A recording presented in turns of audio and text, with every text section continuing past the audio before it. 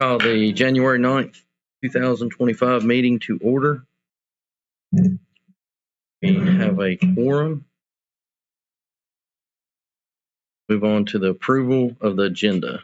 Need a motion and a roll call vote on that.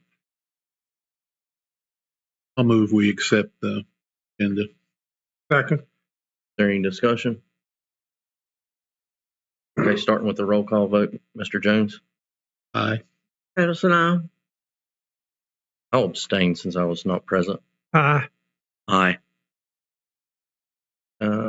Moving on to the election of officers. Oh, sorry. Let me back up. We need an approval of the agenda. We just do that. Okay. Second. I do not need to. I read that wrong. I apologize.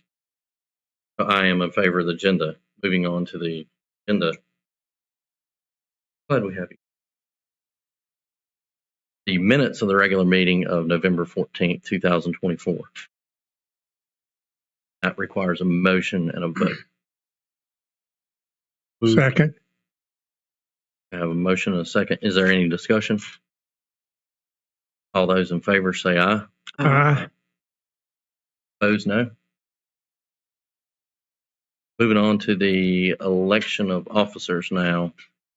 And one will be the chairperson, our motion, and a roll call vote.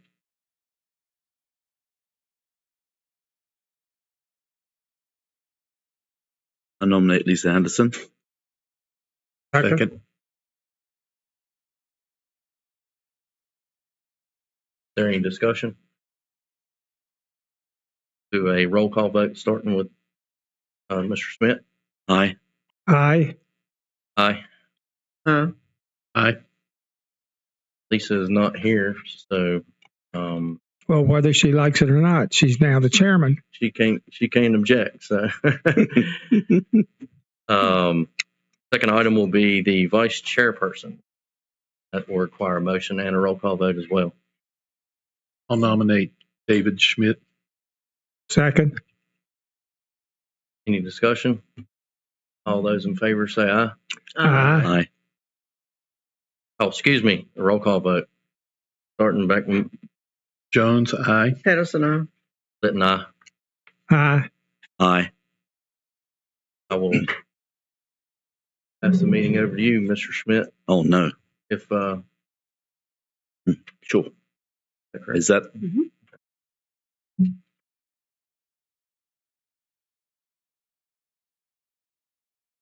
Thank you. do you want to sit here or does it matter? It doesn't matter to me. I'm fine over here. Whichever. Okay. I think the first thing on the agenda is the citizens period. If we have anyone here to address planning commission. I'm sorry. Denise Clay. No. Ma'am? Okay. Jordan Atwood. Would you like to come address the planning commission at all? Yeah. Yes, sir. If you could come up, just state your name and address, and you can talk to us and tell us whatever you want to tell us. Yeah, Jordan Atwood, 460 West Washington Street. I have been waiting on zoning to change for well over a year now. A staunch supporter of it. I think it's going to help as far as housing density and to alleviate a lot of the housing shortage that we have. So I just wanted the voice to be heard that a lot of people are in support of this and would like to see it happen sooner than later. Sure. Well, thank you very much. I don't know if anyone else has anything to. I think that's good. Thank you.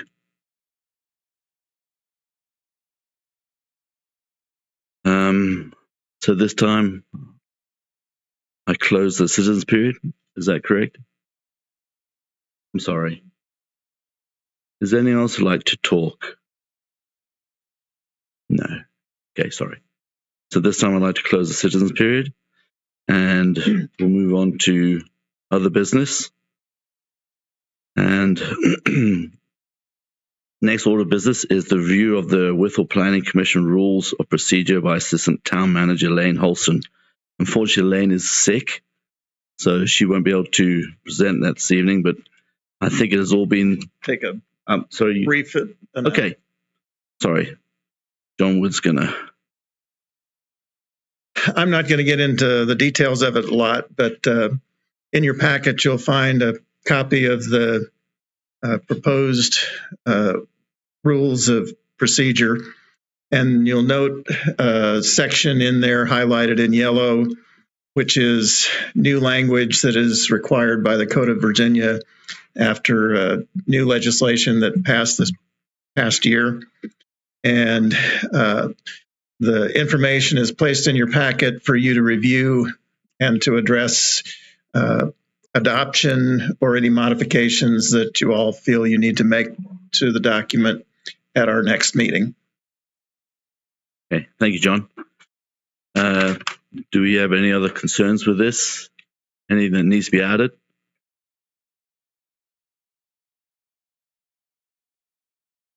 You can also discuss those changes at the next meeting. Okay, You can take that as a homework assignment.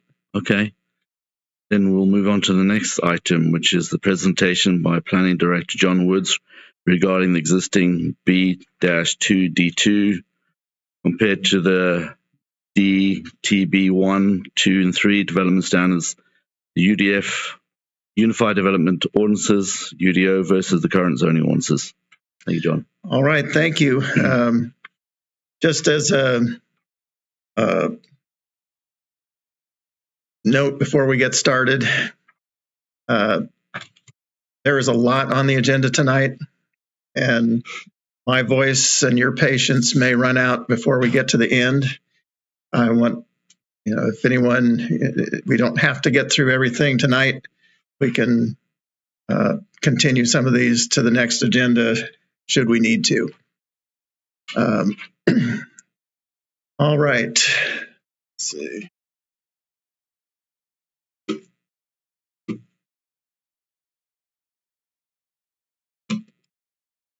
In our last meeting, we talked about our proposed zoning districts. And this month, I'd like to focus on 3 of those that were possibly among the more controversial of those new districts, and do a little bit more deep dive into the differences between the existing ordinance and the proposed ordinances.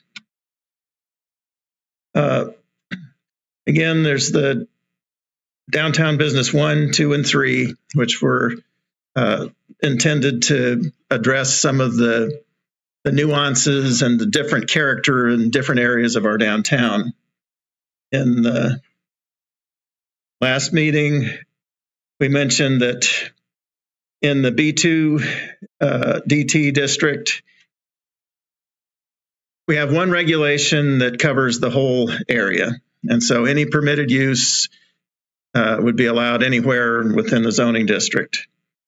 And so in the downtown core versus the Evansham area and some of the transitional areas, there are really 4 distinct areas. At core downtown, those old historic homes along between 5th and 7th or streets, a little bit further up beyond that where the log house is.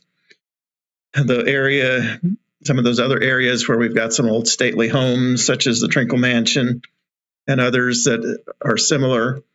Plus, we have some development that's really more strip commercial. And currently, all of these uses are by right. And so the question is, do we want to get a little more detail in our districts to be able to regulate those to preserve each particular type of district? One of the things that came up in our meeting, our last meeting, was concern over the building heights. The existing ordinance sets the building height at 75 feet for the entire district. And just to give you a visual representation, you can see up on the screens that 75-foot tall buildings are going to be somewhere between 6 and 7 stories tall, essentially. For comparison, the Bowling Wilson Hotel, we measured that as approximately 46 feet tall.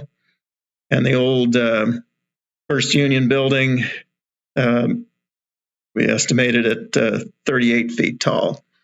And so I wanted to make sure we've adjusted the maximum building height for at least the downtown core back to that 75-foot height. But I wanted to make sure that you all were comfortable with that change. And we can talk about that a little bit later on.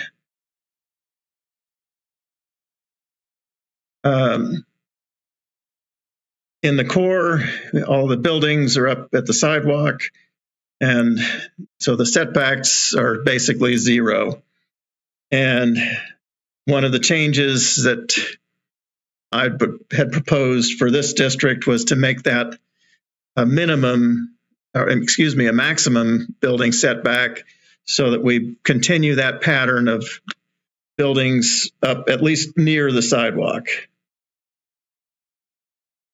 Our current ordinance applies the R2 residential standards to the core of downtown, which means that residential buildings can only take no larger than a fourplex, and they have to have setbacks that range between 15 to 24 foot for side yards and 25 to 49 feet for rear yards.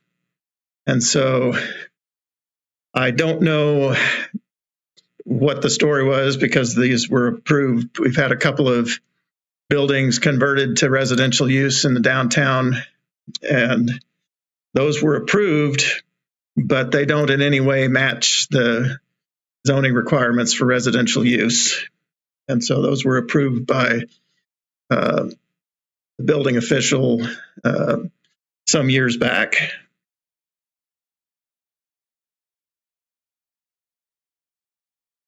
Talk about the development standards a little bit more later. Evan-Cham district, these are really almost colonial era style homes built very close to and even encroaching in the right of way. And the goal with the DBT2 district is to come up with design standards that are built around this particular building pattern.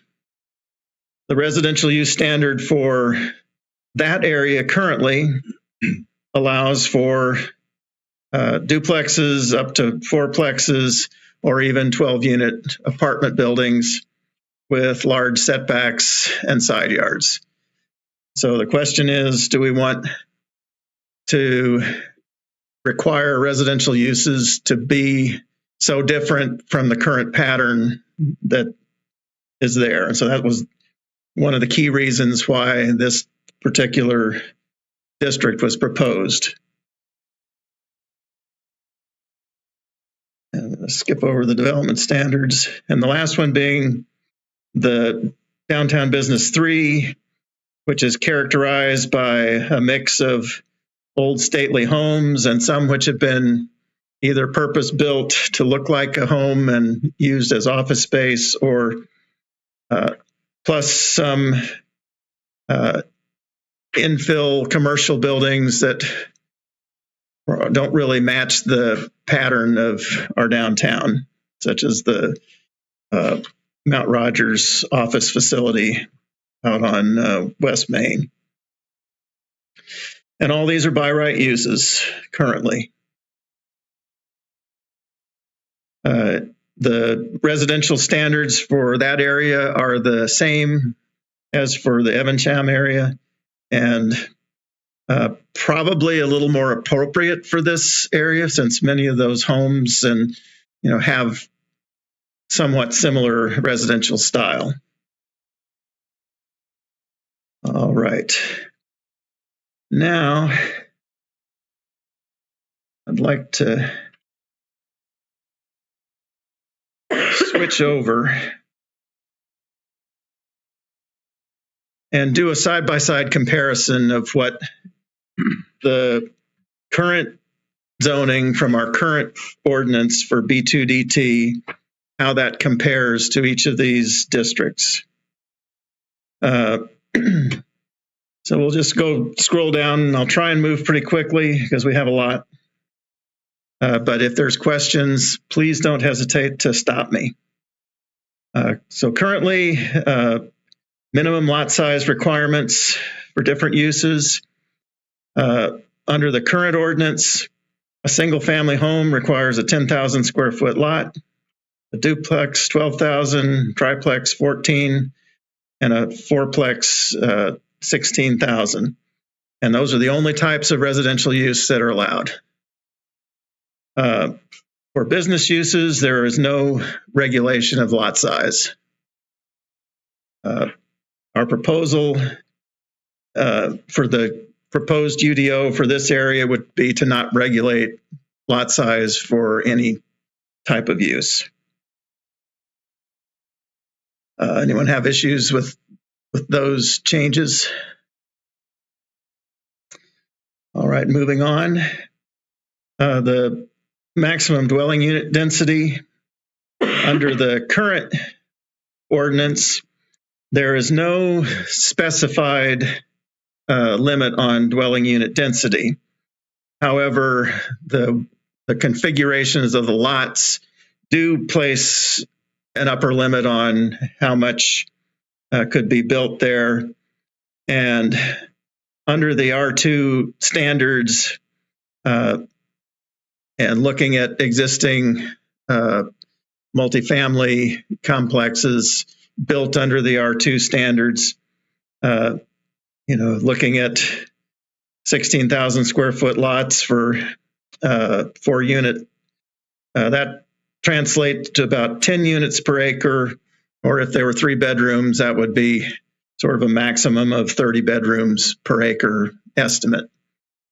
The proposal here would be in the new UDO would to set that limit at 45 bedrooms per acre, which is comparable to the maximum density of our current R3. But by not regulating the lot size, in theory, these could be more higher density, not requiring a lot of side yards. Does that strike anyone as something that is inappropriate? I mean, I have a question just back to the minimum lot size again. Okay. Is how many residential houses are there in the proposed new zoning district or DTB1? Do you know how many? I don't know the total number. There are 2 single family units which have been converted from existing commercial buildings that were not done in a way that meets the standard. I can't say how that was approved, but it was. Okay. And it was approved. They were both approved somewhere around 2016. So they're recent enough that these standards would have been in place. So you think there's only about 2 residential? Well, there are 2 single family. There are a number of grandfathered residential uses where many of those buildings downtown used to have apartments upstairs, or store owners would live upstairs and have their store on the ground floor. And so many of those units exist. I don't have a total number. Okay. But they're basically, I think I had a look at your map there. I mean, it's not a big area, I don't think. It's basically between Monroe and Spring Street, and then between 6th Street and 5th Street. So it's that kind of core of the downtown. Because theoretically, if someone did buy that property, because there's no minimum square foot size, they could do whatever they want to it. Is that Under the proposed? Yeah, the proposed one. Under the proposed one, they could build a higher density. They could cover the lot in a similar fashion to the way the area is developed now. So a commercial building can have 100% lot coverage. Right. And so in theory, you could do something similar with a residential use. I think it probably wouldn't happen that way because most residential is going to have a little bit of outdoor space as a benefit and an amenity. But in theory, yes, that could happen. Okay. All right. Thank you. And if any of these proposals give anyone heartburn, I need to know, because we can change anything as far as the details of how we do this. Right. All right. The next is the issue of building height. And here's where we had recommended a reduction to 45 feet from the current 75 feet. And that put it pretty close to the height of the Bowling Wilson Hotel.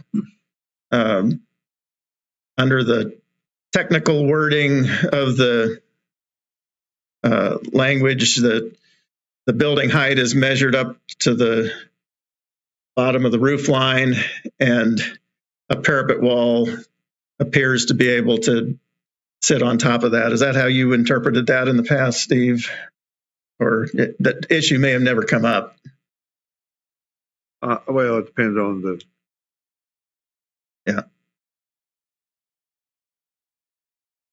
Yeah, the language is a little vague. It reads as though you can have a 45 foot tall building and have a parapet wall on top of that. But the language is vague enough that we really would need, if we keep the current ordinance, we really need to clean that up to make it clear whether the parapet wall is included as part of the total height or not. Right.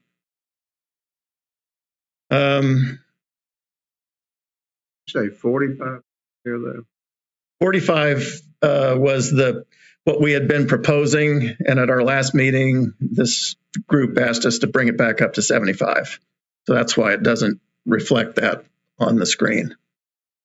So we're back up to 75? The current draft is what you all requested last time, is back up to 75. Okay.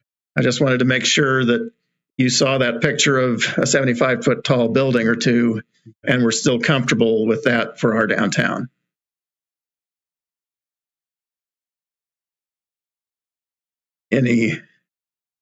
Everybody is comfortable with the 75 foot? I mean, It's tall. It is tall, but it seems like no one has actually ever taken it up to that height. Well, of all the structures around. Nobody has taken it up to that height yet. You are correct. But the question is, when someone wants to, do you want to be able to say no, or do you want it to be a by right use that they can? I mean, I'd be comfortable with 50 feet, to be honest, but I don't know how everyone else feels about it, because that would then take the existing buildings. It would base it off of what we have now. Right. But if anyone else has any objections to it, it's always cheaper to build up than out. Mm-hmm. You want to keep the 75? But maybe. Well, how tall is the hospital? The hospital, you have any guess, Steve? I didn't measure that one. 50 maybe? Maybe 60? Well, the only reason I asked is when the hospital was being built, there was a concern about, and they were adding the fourth floor. There was concern about whether or not we had a fire truck. The town had a fire truck that had a ladder that could reach the top floor of the building. And so my only question is, if you're thinking about going to 75 feet, do we have a fire truck that'll be able to Yeah, I'm not reach sure that we do. Huh? We do have a ladder truck, but I don't know that it can reach that high. Well, that's all I'm asking is Yeah. we make sure that we can take care of a building that's whatever height with a fire truck, with a ladder. So I can ask Mr. Slimp if what our capabilities are and base the height on that. Is that what you're asking? It's a good question for sure. Yeah, I Very think you good. need an answer to that. Yeah. Yeah. And you have measured the hotel. It is 40. 48. We estimated at 48 feet. That to the top of the parapet there. Now that is to the top of the parapet on the main building. It does not include the little stairwell building that projects up, because in each of these they exclude different kinds of towers, and Right. and it seemed to fit under that description. Right. That would put it up to what, 55 or so. Somewhere in there. Yeah, that stairwell projects another 10 feet above. You could always go to 60 feet. Yeah. You know. What if we just said 60 as long as the fire department was fine with it? Because need answers. I mean, Yeah. Well, and that works. I mean, Yeah. if that is I a think it's good good. compromise for tonight to keep Mhm. moving. So we're going to change it to 60? Is that what we're saying? Huh? Yeah. All right. Sounds reasonable But to me. still have the conversation with Mr. Slim. Right. All right. All right. Now, A great point. I frankly hadn't thought about it. Yeah. Very good. okay, and currently for residential structures, because the R2 standards apply, the proposal would, or the existing standard for residential would be 35 feet. The proposed would be to make the standard for residential the same as for business structures at 75. But there again, that relies, even more importantly, on making sure that the fire department can protect those buildings. Definitely residential. Minimum frontage. Just a minute. Would that mean that you would reduce that to 60 feet also to match the Yes. commercial? So we'll always try and keep the standards consistent for different types of uses. All right, the next item is frontage. In our current ordinance for residential uses, the current ordinance says that no minimum frontage is required for non-residential uses, unless the Downtown Wytheville Design Committee considers them necessary. And the Design Committee has acted as our architectural review board for the Historical Society, or for the Historic District in town. And so they have say on really two items. One is the need for frontage along a new site, and the other is approval of signage for businesses downtown under the current ordinance. For residential uses, the R2 standards apply again, which require the lot width at the building setback to be 60 feet or more.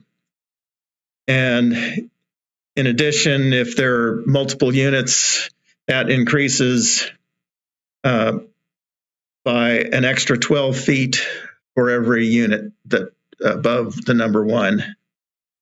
So a 4-unit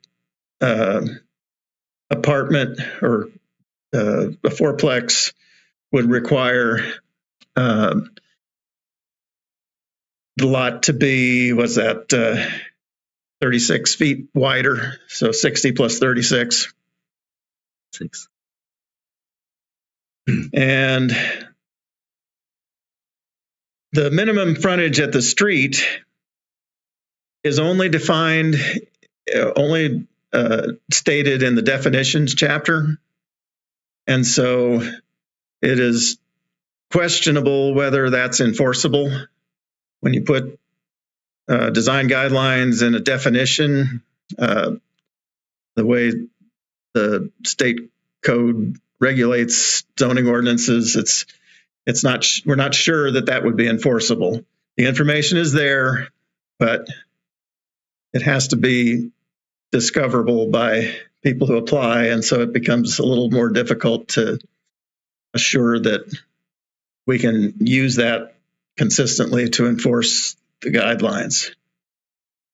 The current or the proposed UDO basically changes required frontages to requiring that they be able to provide enough width to do a safe entrance. And if the entrance is a front door, that's going to be different than if it's a 30-foot wide driveway apron. And so the requirement is based on what they come up with as a site plan.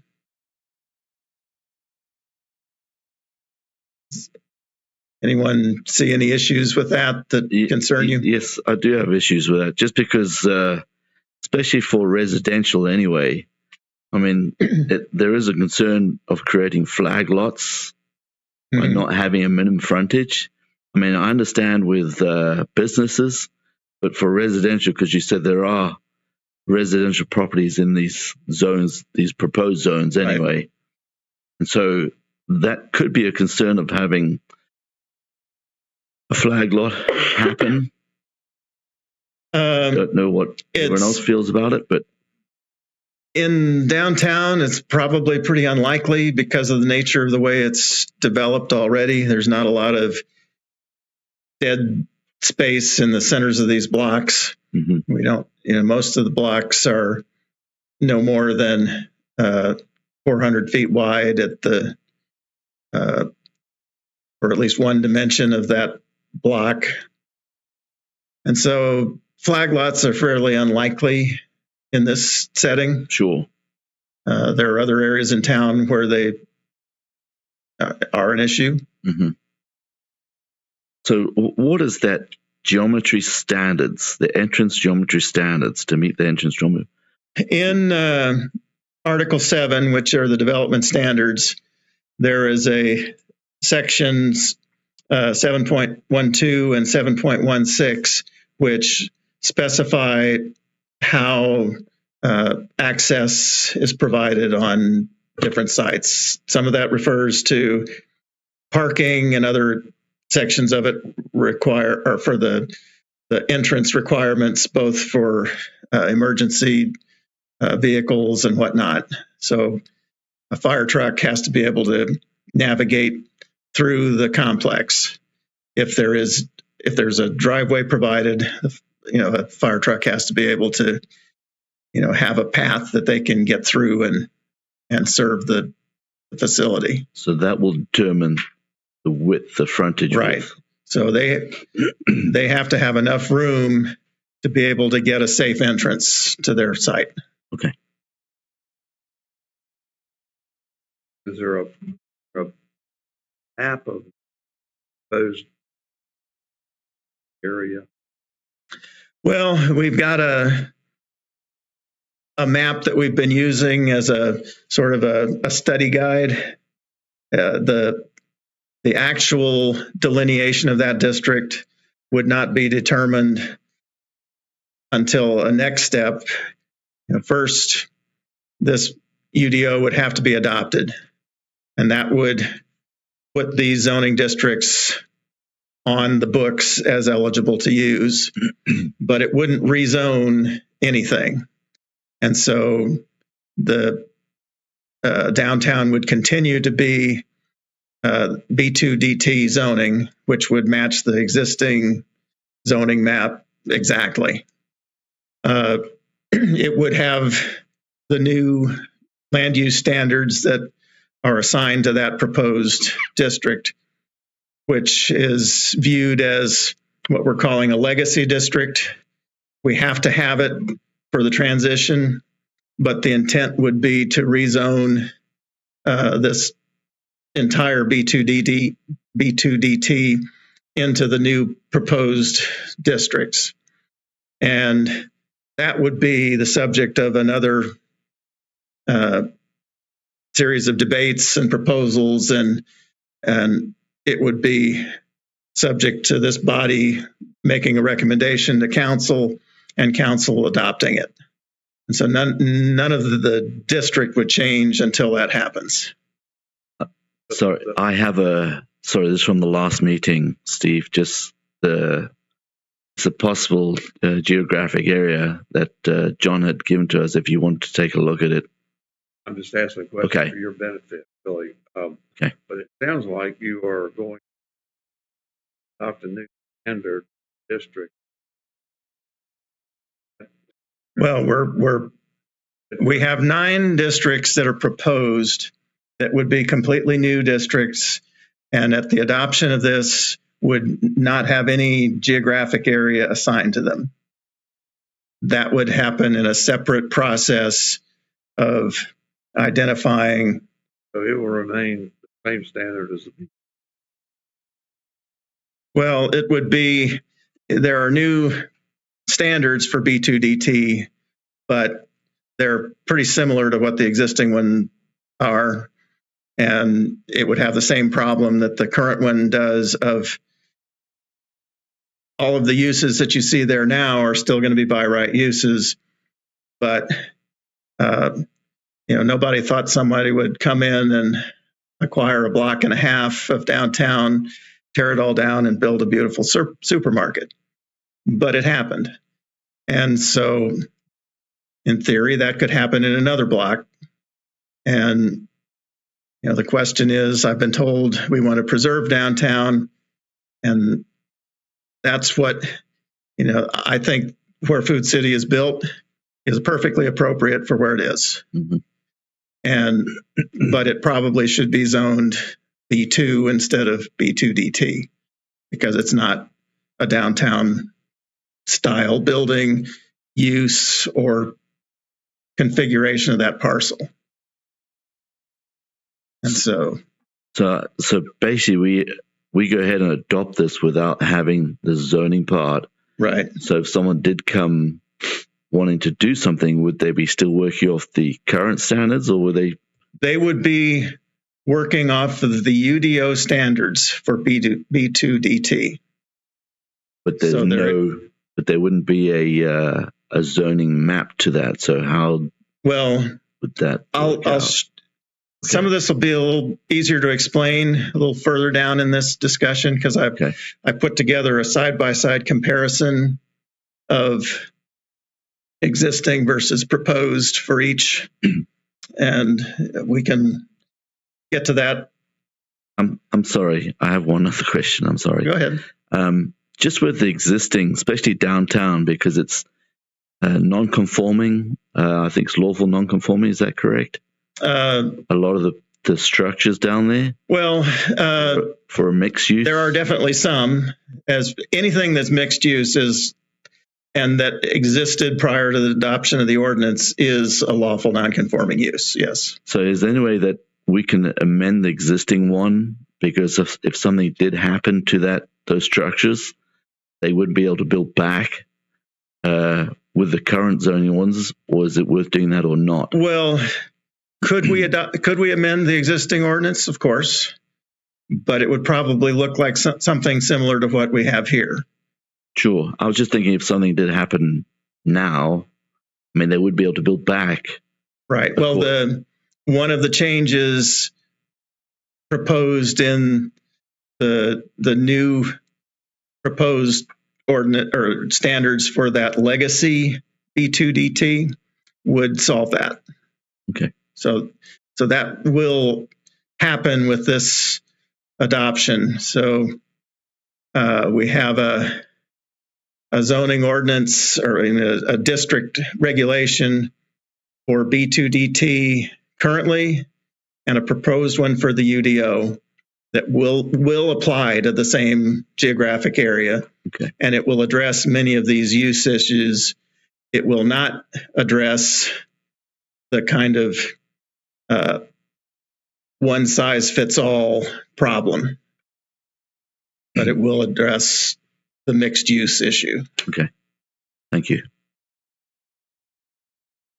My question would be, it sounds like we're not regulating that by the UDO, that whole, looks like it might be to divide up as it has developed, identify what we'd like to do in those areas, and then write the regulations after the fact. Because once this becomes effective, we have to work pretty quickly to get regulated the way it sounds like, the way you'd like to have it.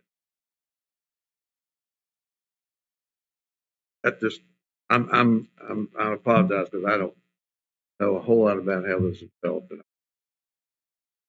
Well, just to try and bring some clarity to it. John, just a quick question. Are we talking about DTB1 or DTB3? Right now apologies on that. Right there, you need to change it. Yeah, okay. Yeah. That's what I was On your handout, I Yeah. forgot to change that Okay. 3 to a 1. I was thinking we were talking about 1 and I see the 3 and I'm like. I apologize for that. On page 31, you need to change in the green. It's not DTB3, it should be DTB1.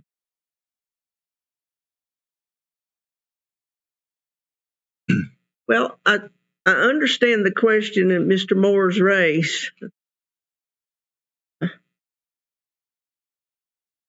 He makes a point. Of course. I mean, He makes a good point. I don't know how you get around it, though. I don't know what the solution is. Okay.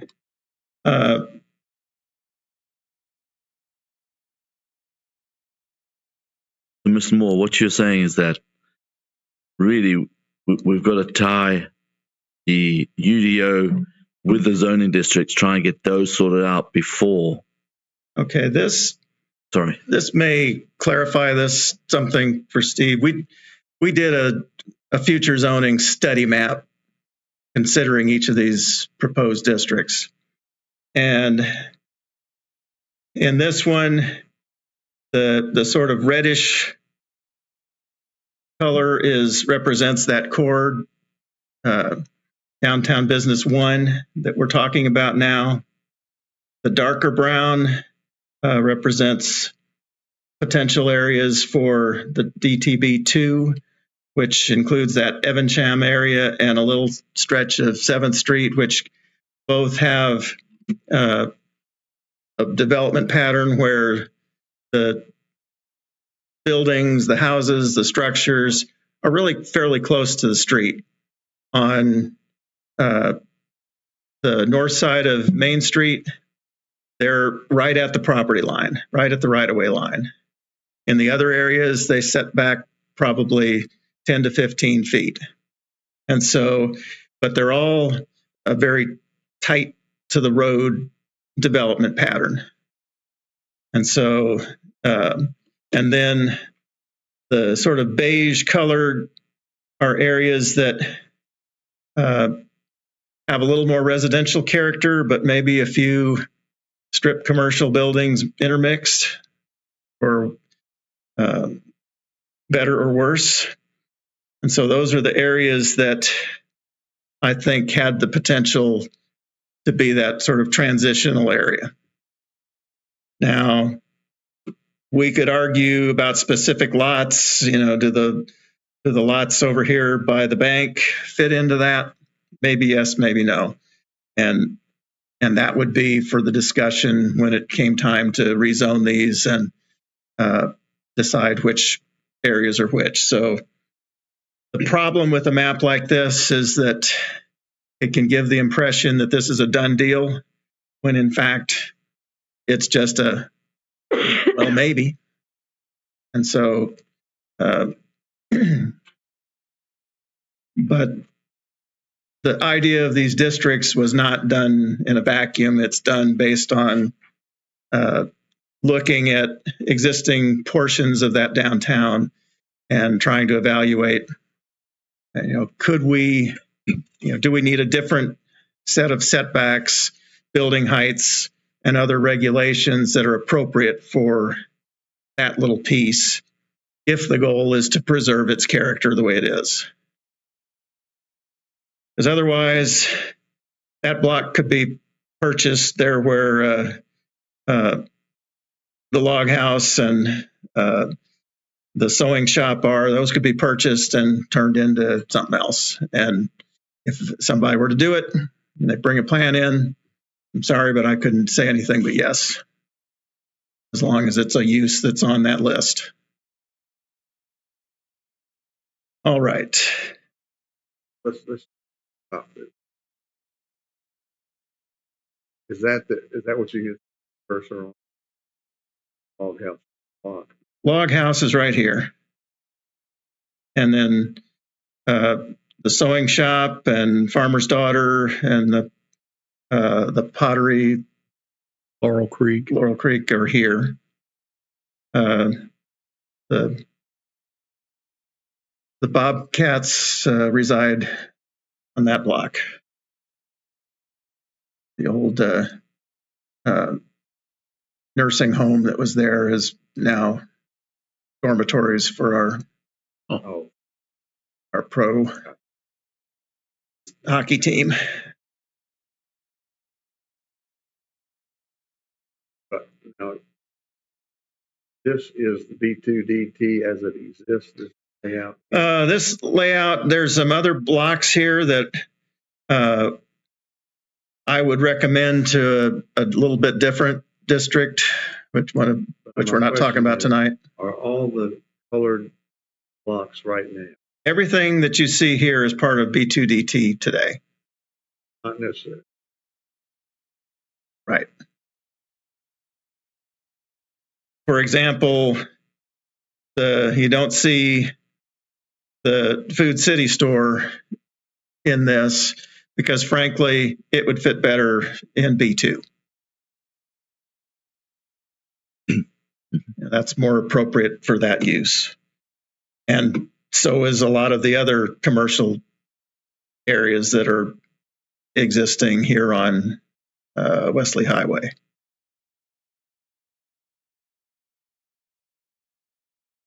But again, that doesn't reflect the exact B2.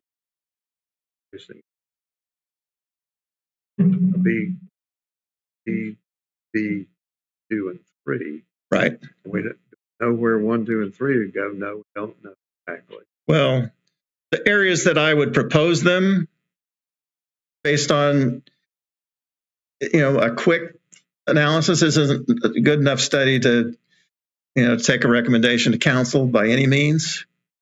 But, just a broad brush look, these would be the areas that I would recommend for each. And then some of these other parts of B2DT that aren't included would go either over to the proposed, to the B2 zoning or to the proposed residential business 1, which is that district that would allow business uses in homes, buildings that look like houses.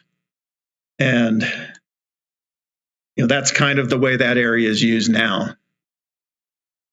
Almost all of the proposed residential business 1 is either part of B2DT or it's part of an area that is recommended in our future zoning map to be transitioned to commercial.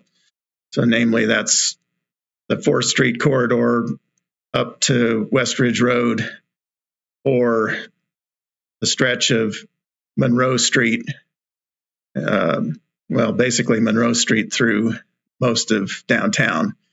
where you have mostly residences along the side, but they're either transitioning to business uses or such as law offices and accounting firms, or they're residences that come before council to request traffic calming.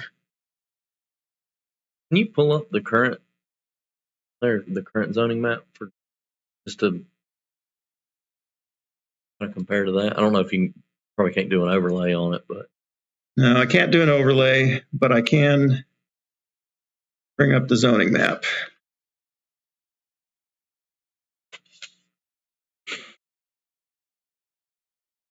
kind of trimmed it down essentially.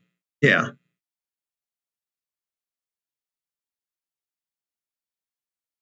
If I could control my mouse, I'd cause less headaches. So some of this periphery area along Spring Street or Monroe Street or up along 4th Street would potentially fit the residential business one.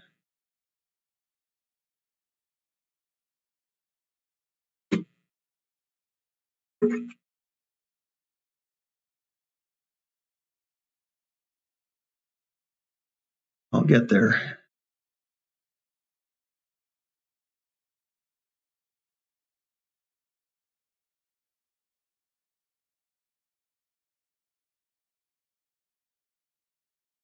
Okay. So then when you see the overlay of that residential business potentials, you begin to see the full map of the existing B2DT. So eventually the whole B2DT would be rezoned into some other use or some other zoning district that fit the character of that particular area.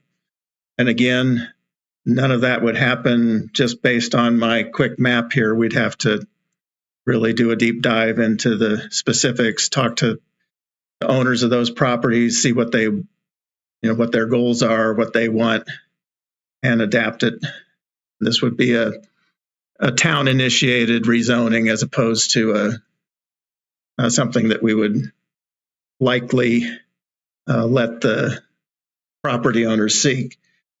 Whereas in the case of the residential business one, that might be something that we actually wait for property owners who want to make the zone change.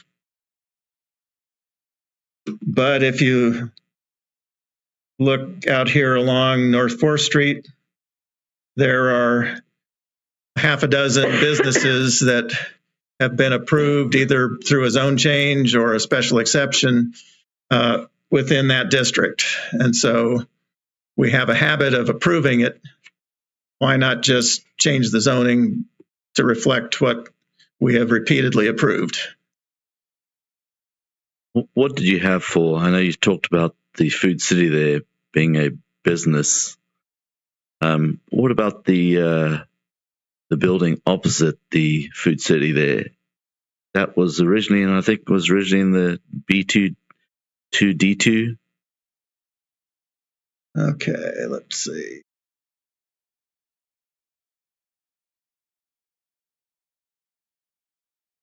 If we add B2 in, you see that. So where Curves is today and the little strip center that Kevin Varney owns would, and some of these other businesses along Wesley Highway would fit into that B2. Okay. Don't know if that's the parcel you were talking about, but it was that parcel, yes.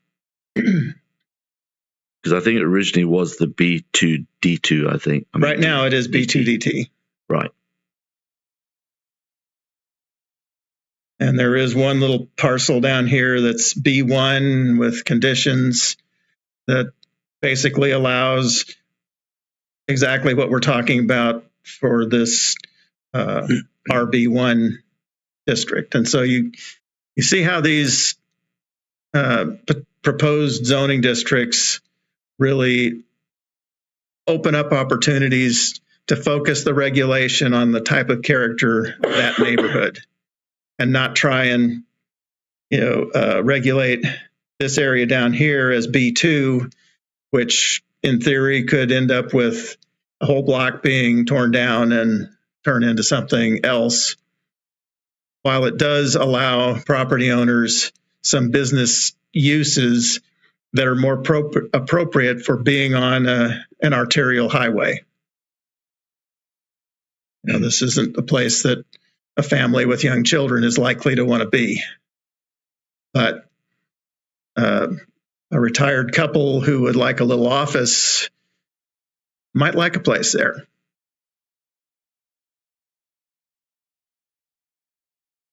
All right, I have drifted way off topic.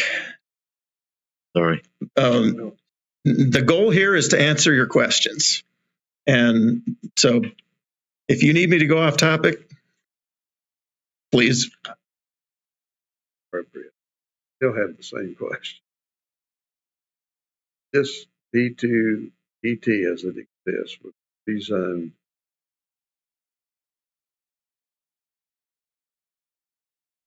B1.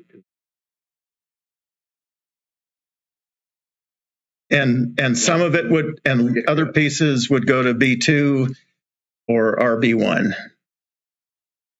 So there are 5 different zoning. This would be divided into 5. The present B2 DT would be divided into 5 zoning districts. Right. And that will transition over a period of study. It will not happen when the UDO is approved. But the UDO will make changes in what the B regulates. Yes.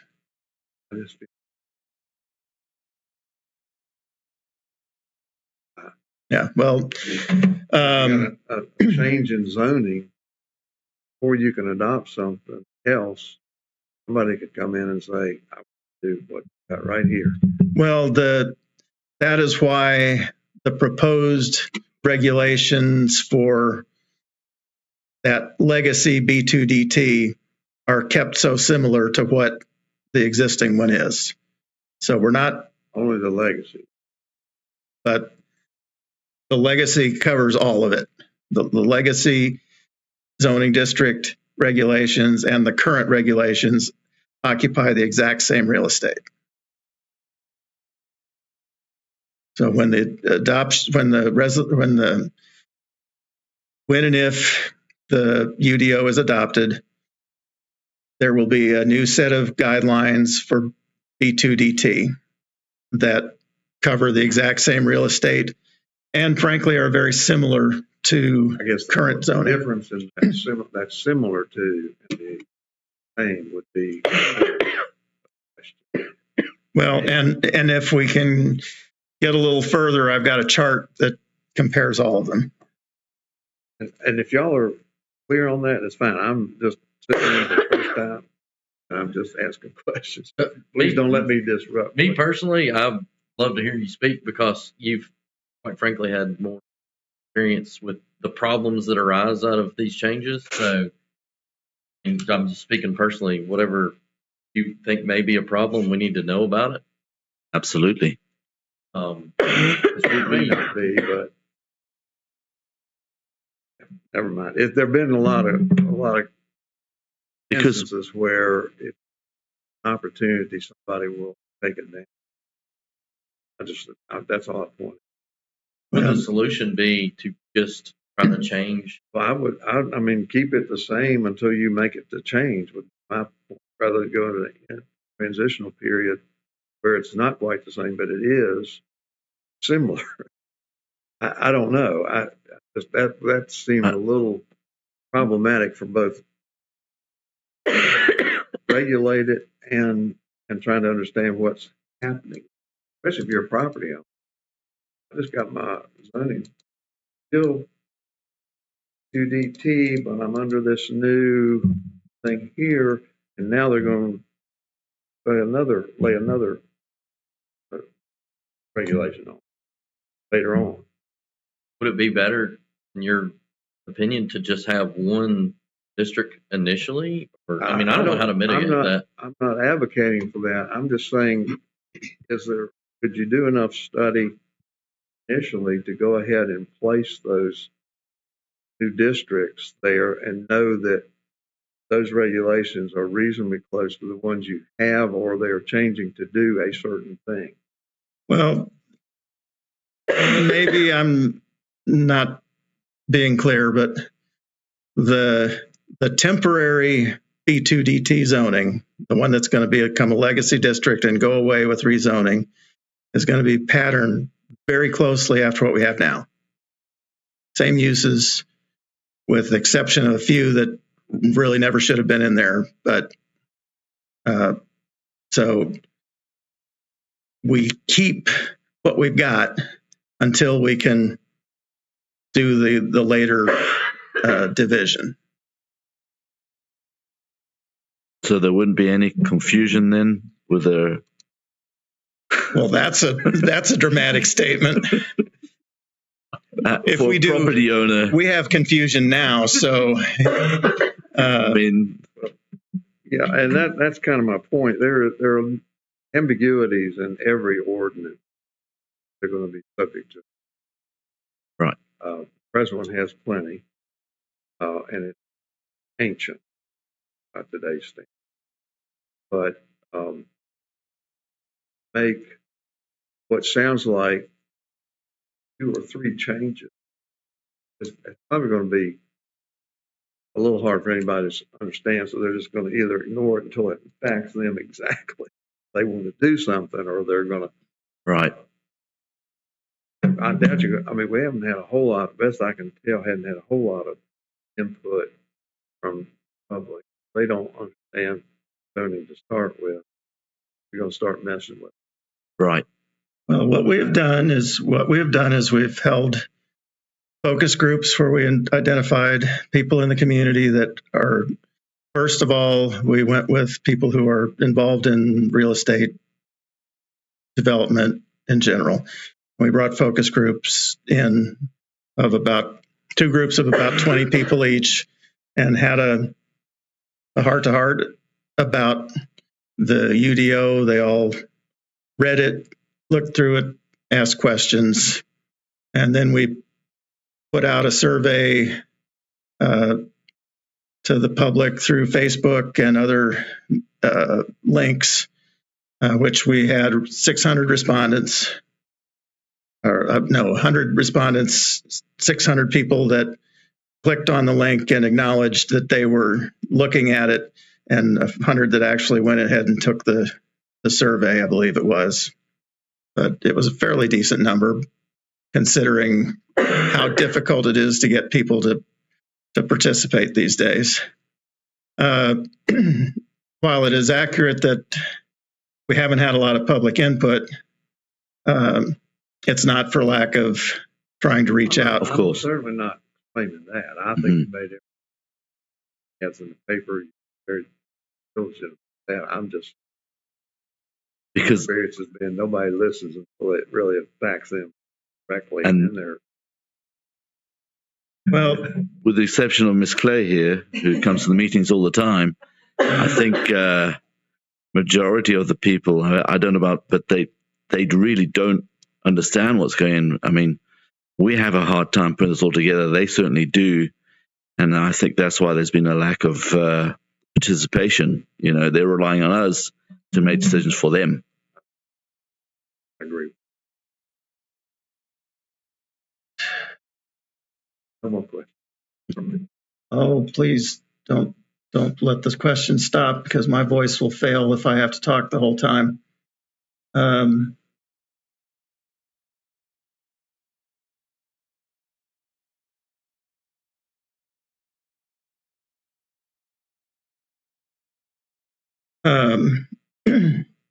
I'm going to skip over the specific development standards for the other two zoning districts and go to this, which is the land use.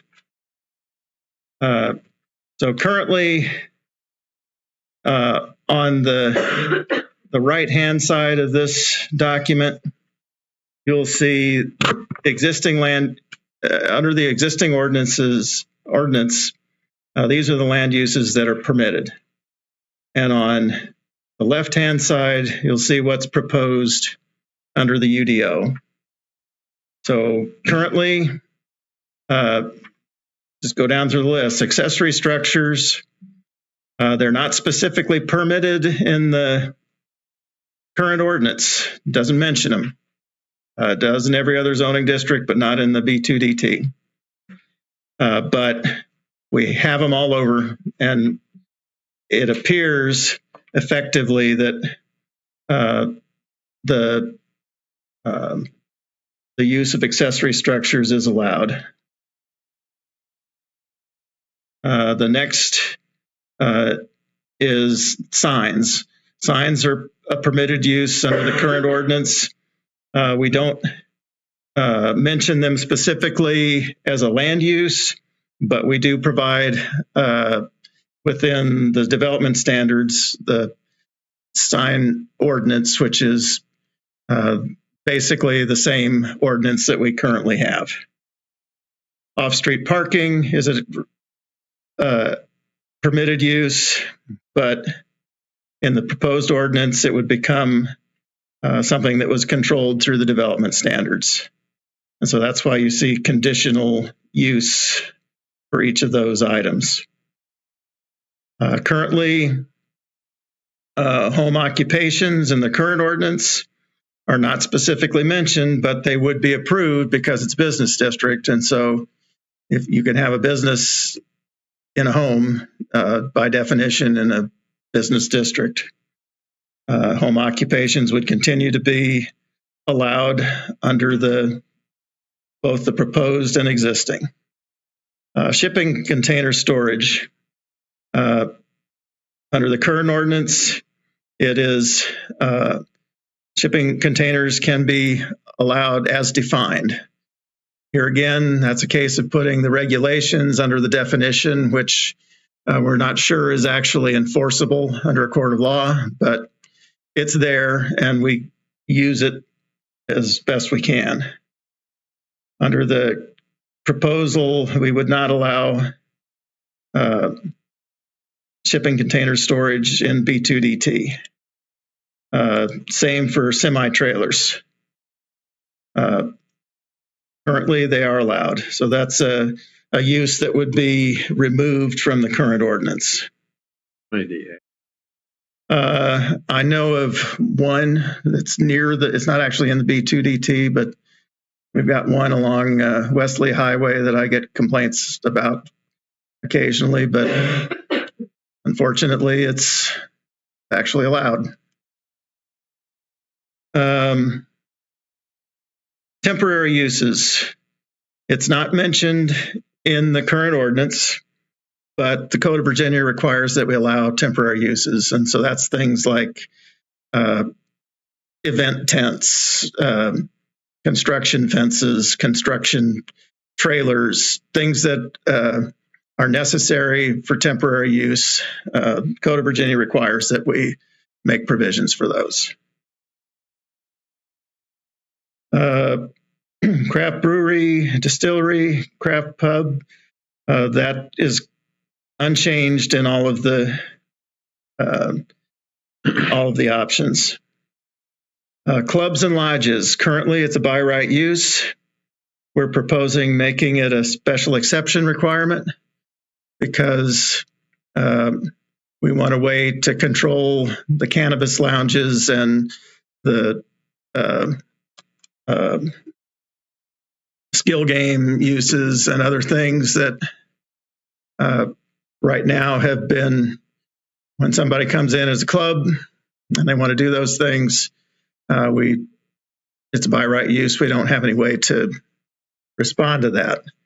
And we do get people who are concerned that we're allowing those uses in town, but current ordinance, it's by right.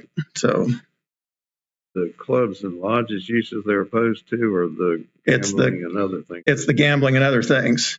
And so right now they've been coming in under the cover of being a club to do these other uses. And so we want to be able to have a special exception hearing to be able to flesh some of those things out and give council the power to give a thumbs up or down. We don't really want to make things difficult for our service clubs, but we've got to find a way to navigate controversial use. Would it not make more sense to eliminate the gambling aspect and those aspects you're trying to out rather than to? Unfortunately, that's difficult to do with the limited guidance that our Dillon Rural State has given us through the Code of Virginia. And we're kind of not allowed to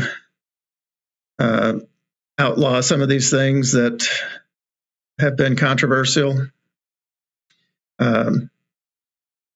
Sale of certain cannabis products has been legalized, and so it's a legal retail business. How do you separate that out? And this would not address retail establishments at all, but it would address the club use. Adult uses, currently in the ordinance, they are allowed in the B2DT, with the one caveat that there is no place within the B2DT that would allow them to meet the standards of the current requirement. So every place in the downtown is too close either to a residential area, a church, or a school or similar facility. So even though it's allowed, technically it isn't.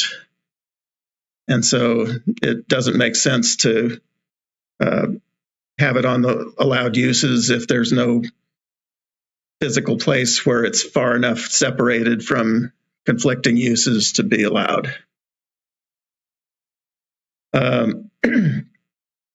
Artisan food production is something that we have added as a new use. And our current ordinance does not mention that as a use, but any of those uses would probably be approvable as a restaurant or something similar. Artisan industrial probably would not be permitted, and that's things like art studios or a cabinet shop or something of that nature. And the artisan industrial here is limited to a very small scale. I don't remember what the square footage was. And then the artisan industrial and tents are a little bit bigger versions of that. And those would be conditional under the proposed UDO and probably not permitted under the current ordinance. You have a legend for boxes that you see there. I don't. The solid boxes are by right. The hollow boxes are conditional use, and so that means that if they can go in and show that they can meet the conditions which are spelled out elsewhere in the ordinance, then we can do an administrative approval. If you see the asterisk, that's something that requires a special exception. And so many of these conditional uses are based on conditions that this body and the council imposed when special exception permits were approved. Anytime that happened, I tried to include those as part of the conditional use standards.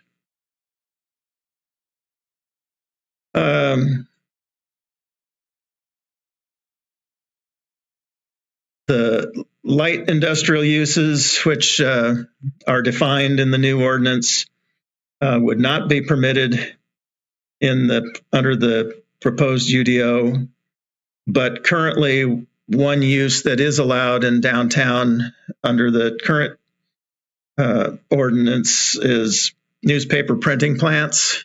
The one we had is closed, so it's probably not an issue anymore, but that probably needs to go away in the new ordinance. We've added cultivation. We've had some complaints that Open Door Community is operating a community garden on their property. I didn't believe it either, but yes, there was someone who complained that that was not appropriate, and that would also affect, I think it's St. John's Church that has a community garden on their property, both in the B2DT. And so I just wanted to make it clear that if somebody wants to grow a garden, they can grow a garden. What was the complaint about? That it was unsightly and that people were hanging out, which is something you have to do when you take care of your garden. You have to be there. Right. Terrible for that to happen downtown. Yeah, we wouldn't want people hanging out downtown. Assembly halls, similar to clubs, that's become an issue where, because of the way people are using that use to get around controversial issues, we've recommended upgrading that to a special exception process. Now, obviously, if you're not comfortable with that, it's easy to change the symbol, but that's the reason that it was set up this way. So, an example, assembly hall. well,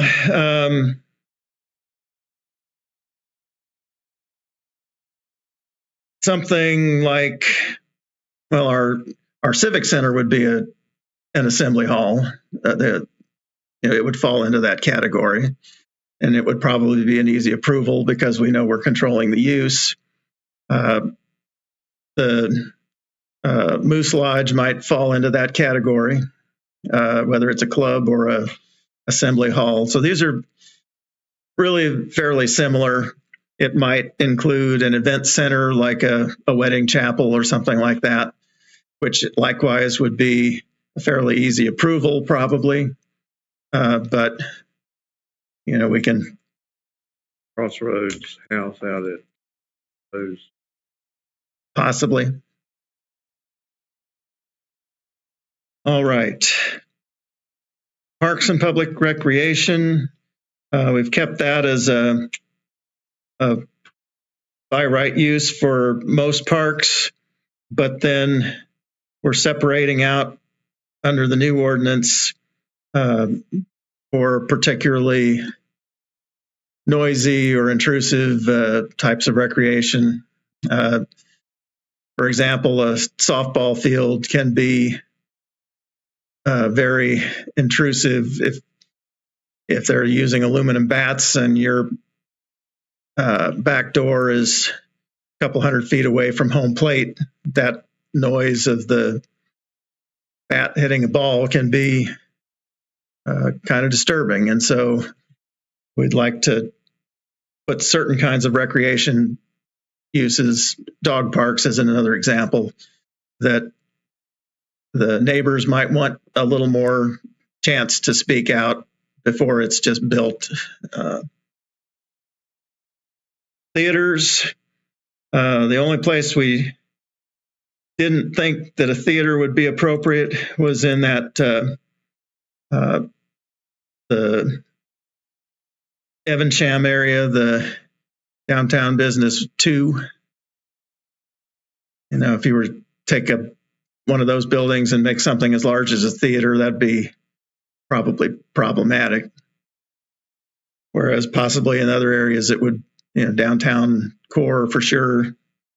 And even some of the transitional areas, I think it could be done appropriately. Places of worship, we left those. We didn't want to put restrictions on that. Private schools, I don't know, they can be kind of noisy. And so we felt like it might be appropriate to have a special exception process for that. I wouldn't,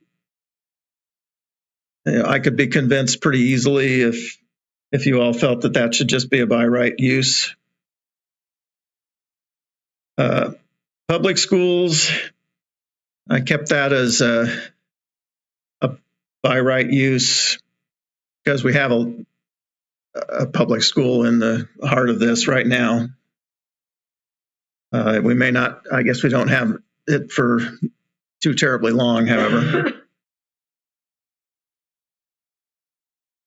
Land conservation, not mentioned now, but it's a basic thing that we didn't feel would be inappropriate. Bed and breakfast inns, and we currently have on our ordinance tourist homes. When you look at the definition currently of tourist home, it is almost identical to our definition of homestay. And so the homestay would become a conditional use. Right now it shows as a by right use, although we do have conditions of registration that are in place. So basically what we have now is frankly a conditional use. Motels and hotels stayed the same and all. State authorized group homes. We are required by the Code of Virginia to allow state authorized group homes anywhere that we allow a single family dwelling. We have to treat them the same. So DTB1 would not because we're not, the new ordinance wouldn't allow a single family home in that core area of downtown.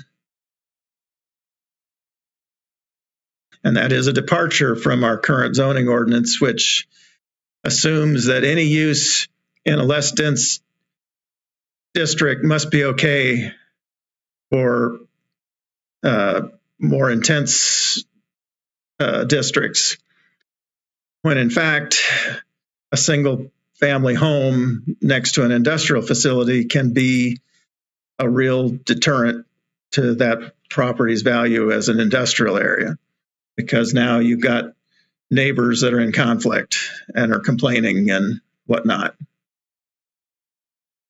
But we already have single family dwellings in the DTB1 already, don't we? We do not. We do not? Yeah, that's the core area of downtown, and there are none. There's none. Other than, I guess, technically Mark Zamet's place and Mr. Turner's place. Mr. Turner's using his as a Airbnb, so technically it is not a single family home, it's a business. Okay. And there are apartments. I think that's changed hands, and has it? we got to think about that too. Mm-hmm. There are apartments downtown, 4th Street. But apartments aren't single family homes. Mixed use. They are allowed. And I guess I question, how does that affect the value if you don't allow it? Well, I don't know that building a single family home downtown really is, it doesn't make sense from an investment to me. I don't know. I think you can do a lot more with that real estate. We don't have a lot of vacant property down there now, but buildings burn. Things happen that cause a property to become vacant. And so you're correct. There is that potential. I mean, I think there's more potential conversion, which has already happened. Well, and What happens to those mhm. going forward? I guess those my only question. Is it something you're trying to discourage? Would be my. Well, my thought was trying to discourage. Now there are other forms of housing that are allowed. So a townhouse or condominium, might just be one townhouse unit, but you've got that configuration. The live work units that are on here, which are permitted, probably fit better that conversion of an existing business structure into that's more what Mark Zammit has than a single family home. So the units that you have a business on the first floor and a living residence on the second, or apartment or a home, That what you just described is a live work facility. Okay. So you can live upstairs, have your business downstairs. Okay. But you could also rent that out, Good. which is what I think they do. Well, Depends on the configuration, whether it's a single family residence. right. So the owner of Risk Solutions lives upstairs. Right. And so that is, well, it's under this definitions, it's a live work residence, which is allowed. Whereas a single family really is patterned more after that structure with 5 to 15 foot side yards and a 15 to 40 foot setback in the front and a 25 to 43 foot rear yard setback. That's what we're not trying to encourage downtown. Sure. And the way we're going to control this is in making sure our definition section is tight enough so that a future zoning administrator can look at what's being proposed, look at the definitions, and know what we were trying to do. And there may be some places where we need to tighten up the language, because this is a good point. Very, very, very confusing to me. Just because, like the solutions example, in my mind, that's family residence. She goes to work there. If she doesn't go to work there, how is that any different? Not going to live there, or she's not going to work there forever. My point. Well,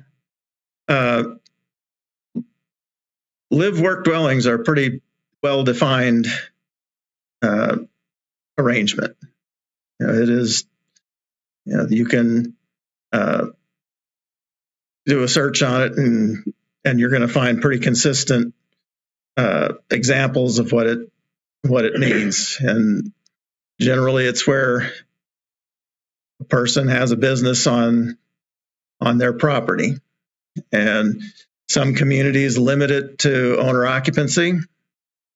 Other communities allow the business and the residents to be separate.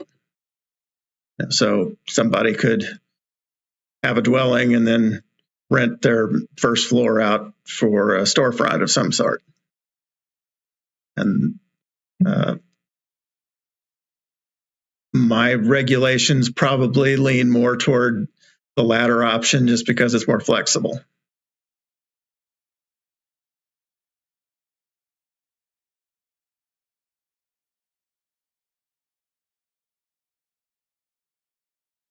So duplexes and accessory dwellings were also not proposed to be allowed in that core area. Likewise, group homes and temporary family health care structures, because we're not allowing the single family homes that trigger the state requirement to allow them. I think that's another discussion on the accessory dwelling units, but I'm sure you've got a lot of other stuff to get through. But I know you mentioned last time that they had a problem in Roanoke with the accessory dwellings where they had a lawsuit against them. There was not sure if it was Roanoke County or Roanoke City proposed a change to their zoning ordinance to allow accessory dwellings. And it passed readily the first time. There was not a lot of public opposition to it, but there was at least one individual who was very opposed to it and sued on a technicality that the advertisement was not sufficient. And rather than risk going to court, the county decided, or the municipal government decided to just re-advertise and go through the process again. I don't know whether they ended up approving it on the second round. Right. And so accessory dwellings can be controversial. They can also be a good way to, if you're making a little apartment for mom and dad to live in now that they've gotten too old to be on their own, technically you're in violation of the ordinance because you put an accessory dwelling in your unit. If you give them a kitchenette and a separate bathroom and a separate entrance, you have an accessory dwelling. That's illegal in our current ordinance. And so... would that be in the existing structure then, or a separate structure? Existing, separate, doesn't matter. It's 2 units. Granny pods are. Temporary healthcare structures are, and when they're no longer in use, you got to tear it down, remove it. That's Granny or grandma or somebody in there. I think it's about the same thing, but I mean, the temporary healthcare structure is a pretty awful option to be forced to, because you spend a lot of money on it, and when you're done with it, when your loved one passes away, you have to remove it. Right. And that's putting a lot of stress on families that don't need it. I'm just worried that the accessory dwelling unit's going to get abused and devalue another residential property next door. Well, if this group wants to eliminate that, we can do that. Been a hot topic. It's much more important to get the other benefits of this ordinance passed, and the accessory dwelling unit is one of the best ways we have of addressing our housing needs, because it provides an option for small units that people can afford to be in. Now, it may boil down that our community doesn't want to solve that problem. That's fine. Can we not make it within the same structure? Because I think maybe that would make more sense than actually having a... Well, right now, I can cover 25% of my backyard with a garage structure. And under this ordinance, I'd be able to cover 25% of my backyard with an accessory dwelling.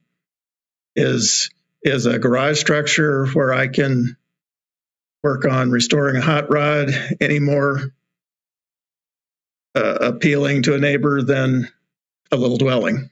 Good point. And so the amount of land that I can cover with an accessory structure remains identical to what it is now. But you'd be more inclined to put up an accessory dwelling unit to rent out than you would put up a garage. Maybe. We don't know. living in it. Yeah. Yeah. Right. And so I've seen it here. Well, if they're doing it to rent it out, hopefully they're picking who they rent to. But you know, the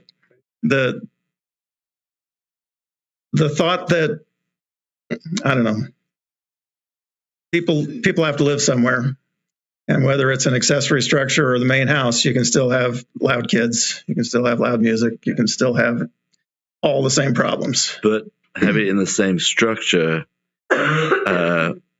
would be more inclined for the resident to keep it under control as opposed to Well, it was a separate structure. maybe if they're not both units rented out. Cool. So, I mean, I can't deny that you might have problems, but you know, we have to decide.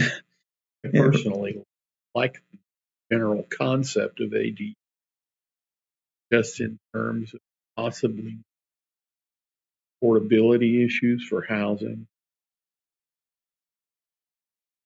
the aging population, family.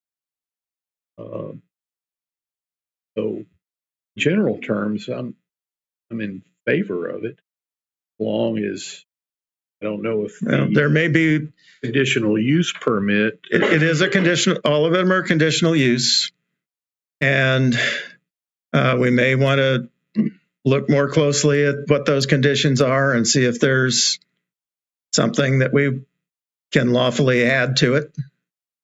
I think that what we've got's reasonably tight now, but there doesn't mean we can't make it better. How about make it a special exemption permit? Well, that's a pretty tough burden to put on someone who's looking for a way to house their extended family and still give them enough privacy to, I mean, it's a tough decision, and you Right. all are going to have to make it.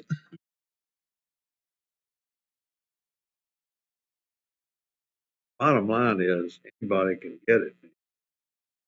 Mhm. To somebody who's buying a house, property, hardship on somebody, both parenting. Right. But Gotta be careful how you phrase it. Believe. Right. I think special exception is the way to look at it, Right. because then the neighborhood has to. Exactly. I think I'm not crazy about them for a couple of reasons, but the big question is talking about affordability, but does that affordability come at the expense of someone else, meaning the neighbor? We You don't have a know, way to regulate.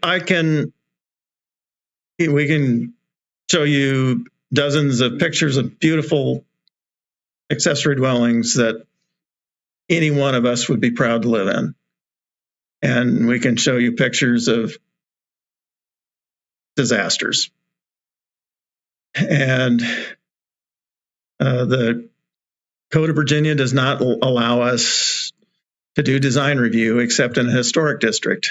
And we've given up that power by repealing the Architectural Review Board. And so we can't legislate taste. And our choice is to limit our choices, I guess. And we have to be, it's either all or nothing. We're either going to deny families the ability to have a place that's private and separate for family members, or we're going to risk the chance that somebody would do something that might bother the neighbor. But if you make it a special exception permit, then what does that solve though? Well, it solves because then you have neighbors who could come in and say they object to something like that, and So, but essentially, the special exception process, is it going to be, yeah, we provide this mechanism, but we'll never approve it because there's always going to be a neighbor who's objects that somebody might be a bad neighbor. That potential. There is very much that potential. But make it by right so that. Not by right, not by right, conditional, which means that there's a list of standards in the ordinance that they have to provide. They have to demonstrate that they got a place to park. They got to demonstrate that fire and rescue can get to the facility and protect it. They've got to demonstrate that they're not occupying more than a certain percentage of the lot. There are those standards that we have in the ordinance to address it. But that's nothing to do with the architectural standards. So. You don't have that in place. Right. We are not legally allowed to do that. I know. So basically, they could put up whatever they want as long as they meet Right. those conditions that you say. And you know what? Mm-hmm. We've had some pretty ugly single-family homes built in the last couple of years for the same reason. Sure. So do we want to outlaw that? I'm just trying to make sure that we're not. But right now we're talking about the present. Well, that's where we were, but we hit the hot topic of accessory dwelling units, and I think we're kind of talking about accessory dwellings in all zones. Yes, we are. I mean, I'm we sorry, jumped to yes, the we broader are. issue. Yeah. I mean, do we? I mean, I'm hoping to address that topic in a future meeting. Sorry. That was one of the hot topics on our list from a few months back. On the chart, those are the only districts that I'm not trying to. Yeah, they're allowed in every district that allows single-family homes in the proposed UDO. That is the lone biggest change for our residential districts from the current ordinance.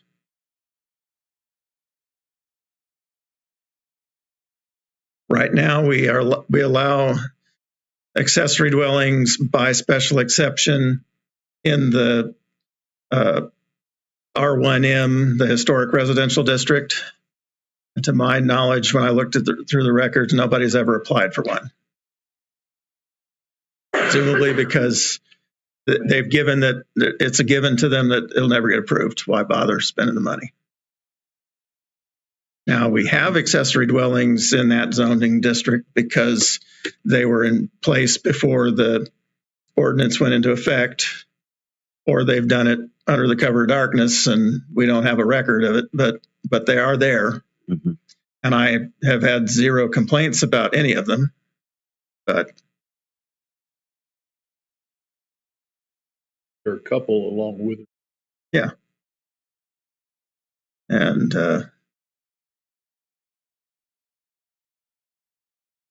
Withers Road normally has large properties, though.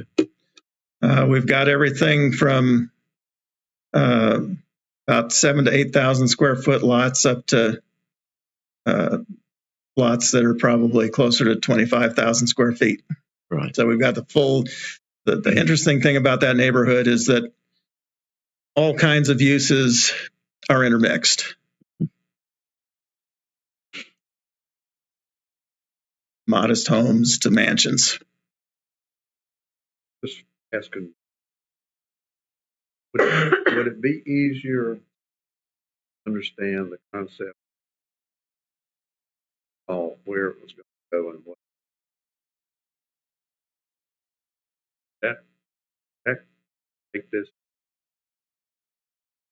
Me, I'm looking at a beautiful chart. Need a picture of that. Difficult, given all the next haven't that or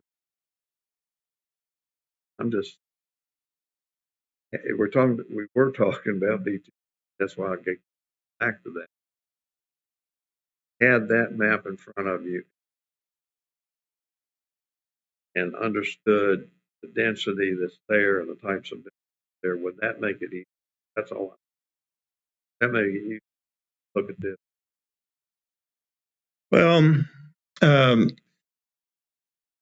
we have gone over that zoning district map and tried to look at that. I've already done that. We've done that to a certain degree. But the hazard of doing that is that every time we do it, somebody sees a particular lot that maybe it fits, maybe it doesn't. But it raises concerns that we've predetermined how this is going to be, when in fact, all we've done is a study map to explore, to get enough meat on how to design the development guidelines for that district. And so we've used that, as you said earlier, you have to know what character you're trying to preserve in order to design the ordinance.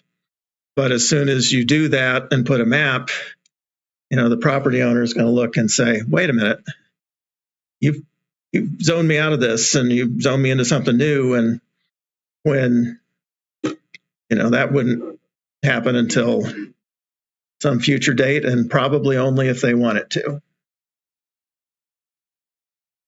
But right now, some of these new zoning districts would allow things that right now you can't do. And we just have to decide if it's something that there is absolutely nowhere in Wytheville that we want to see that, then we'll kick that one out. But if we think that there might be a place over here, behind a commercial shopping center that would be appropriate, and it's not near any other existing residences, or what's around it is kind of similar, let's make that an option where we could have that kind of development in the future. And it may never happen, but we know it won't happen if we don't have the menu item in our pocket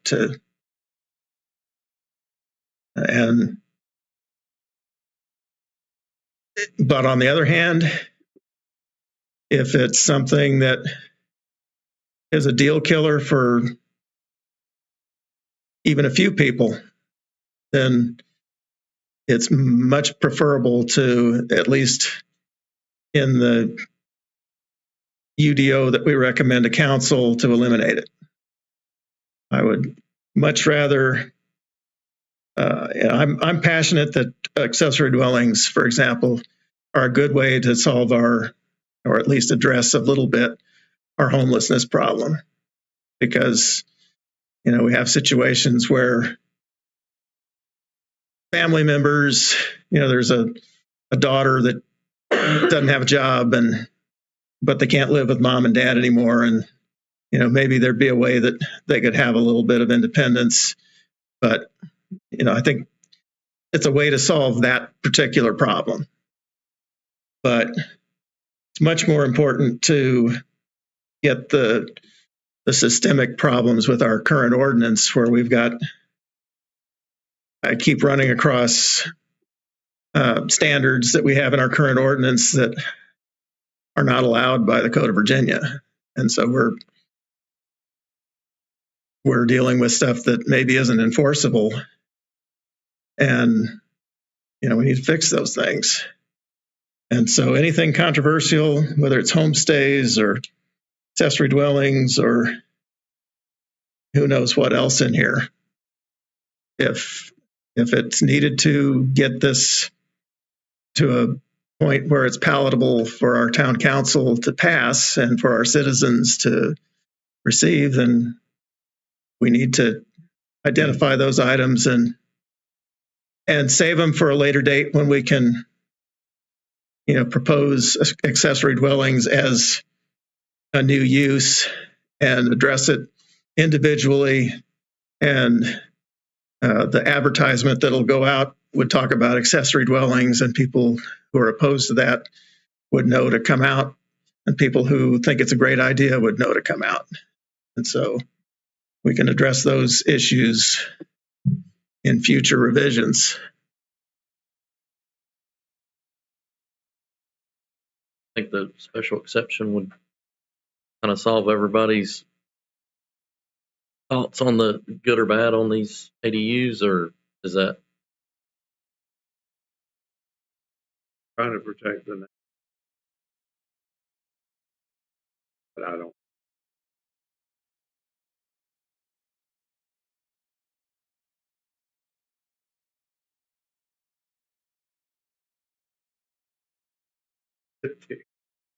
Which I would think that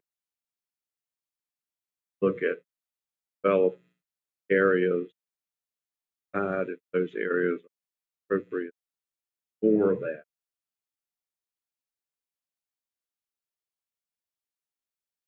Periphery of it, so there's not a whole lot of development presently. Will be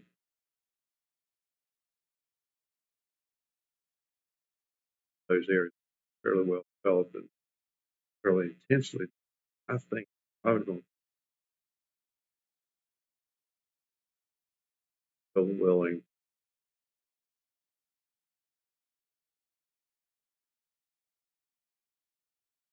Based on what that's historically what we've encountered. Well, I agree with you, and that's why I have my thoughts about the particular subject. the trend nationwide has been, for a growing number of states have been mandating it. California was the first, but there's several others that have followed suit.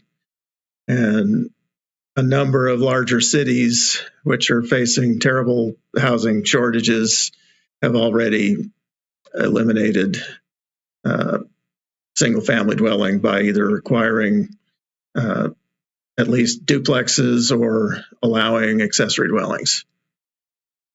And that doesn't mean we have to do it. But just like with, there's a move in Virginia to make Airbnbs a protected use that would be allowed in any residential district. It has been proposed to the legislature a couple of years in a row now and gained a little bit more support each year. We may have that imposed upon us in the near future, but that doesn't mean we have to now. And those items that are controversial, I would really strongly recommend we just strike from this version of the UDO and address it later.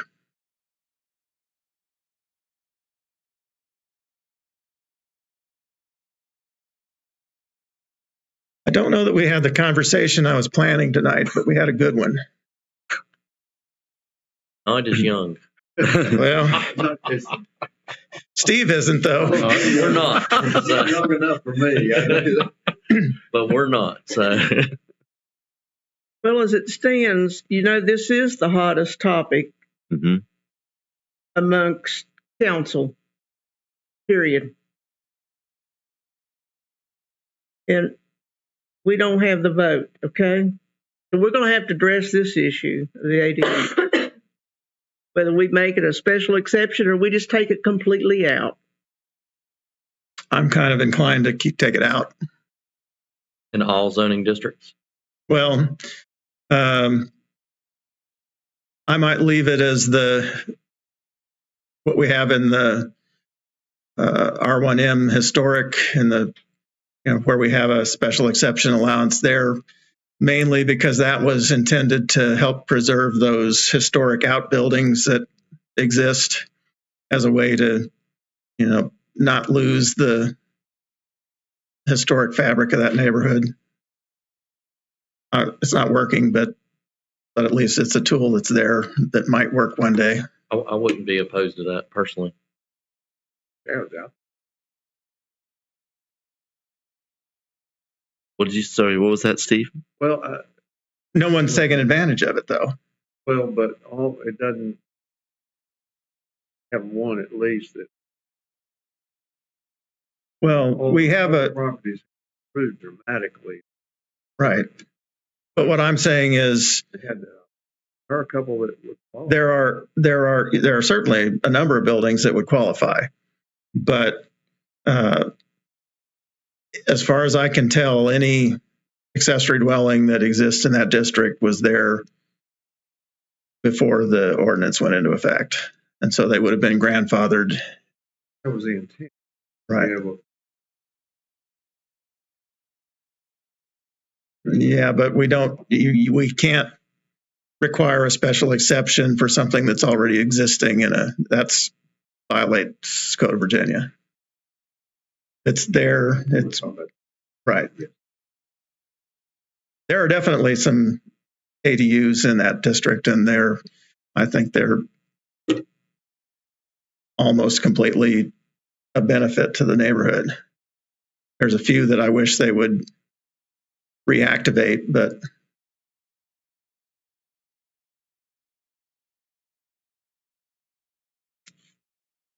all right. I'm going to take that as a recommendation to eliminate ADUs with the exception of the special exceptions in the R1M. Anyone disagree with that? No, I agree with that. Okay. All right. Yeah.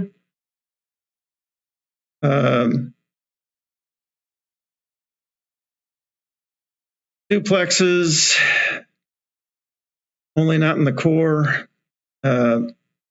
Multiplexes of 3 or to 12 units, not in the downtown business 2, which is the Evanshem area. Basically, I'm trying to stay away from bigger multifamily in that little piece. It's just a couple of blocks.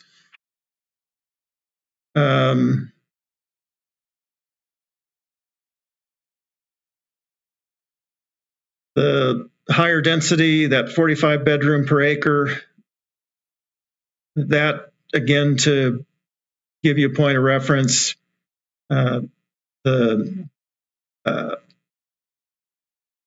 Birchwood apartments fall into that 45 bedroom per acre range, as does the apartment complex that Jen Wu built out on Bob Spring Road. So that'll give you that's a density that's already allowed in R3. And R3 is the standard that we're kind of trying to apply to downtown more so than the R2. Cottage style neighborhoods, I think that has some limited potential. I don't know that it's a likely fit in the downtown district or not, but Sorry, but what is a cottage style neighborhood? Right now we have a small lot, small home overlay district, which allows smaller homes on smaller lots. And this is kind of a similar thought that would be allowed in, I think I've got it mainly in the R3, but in areas that are governed by R3. And basically it would be putting smaller homes on a lot. Now, a cottage style neighborhood, you're probably going to have a single ownership parcel, more like a townhouse complex or a condominium arrangement for ownership. But it could also be a single owner rental property, but with that configuration of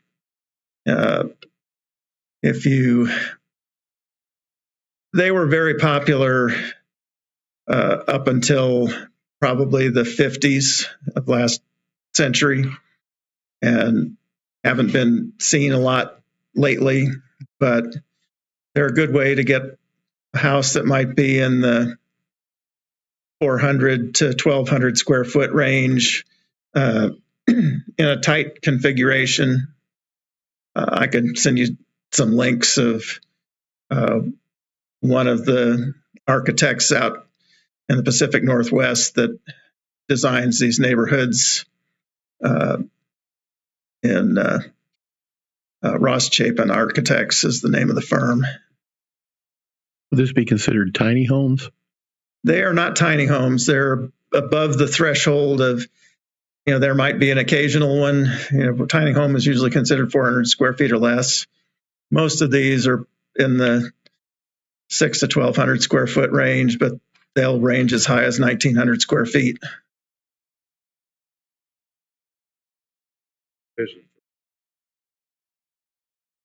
Well, through the small lot, small home overlay.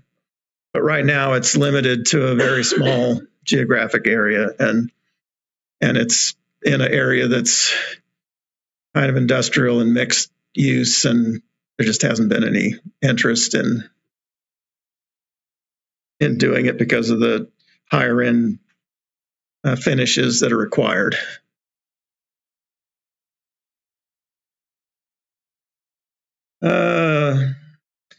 Live work dwellings. Basically, think of a townhouse with a place to have a business.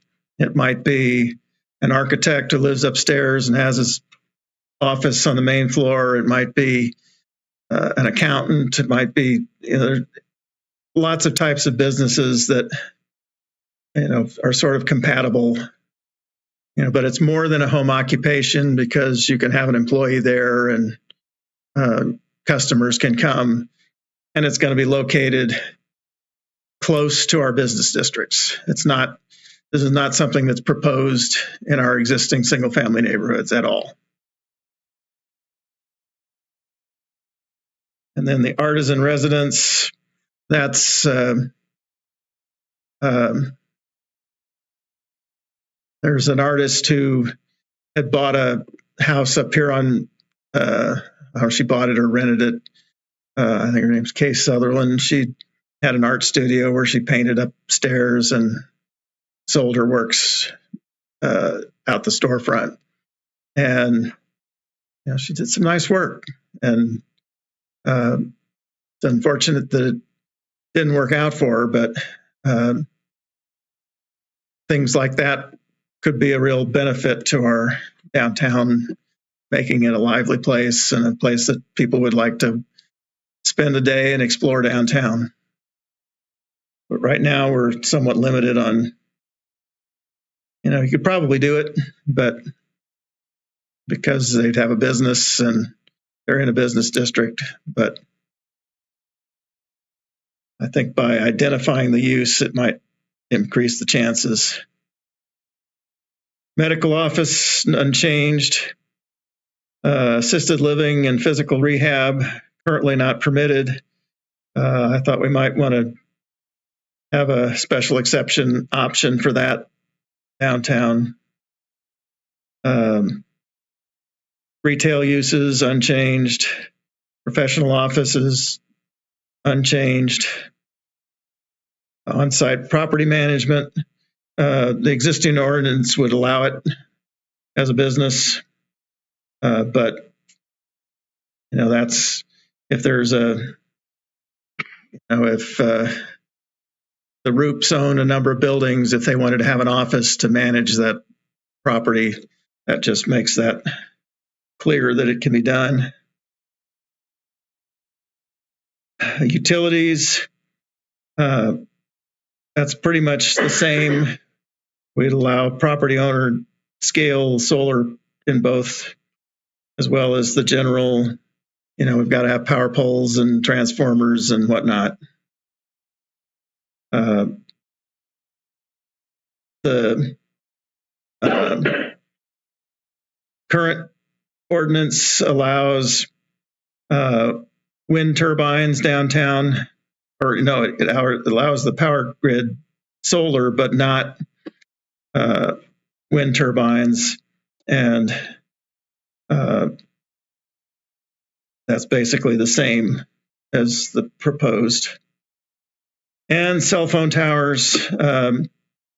Our current ordinance does not allow cell phone towers downtown, but federal law overrides that. And so if these small scale towers are brought to town, we'd be violating federal law if we denied it. Small scale, but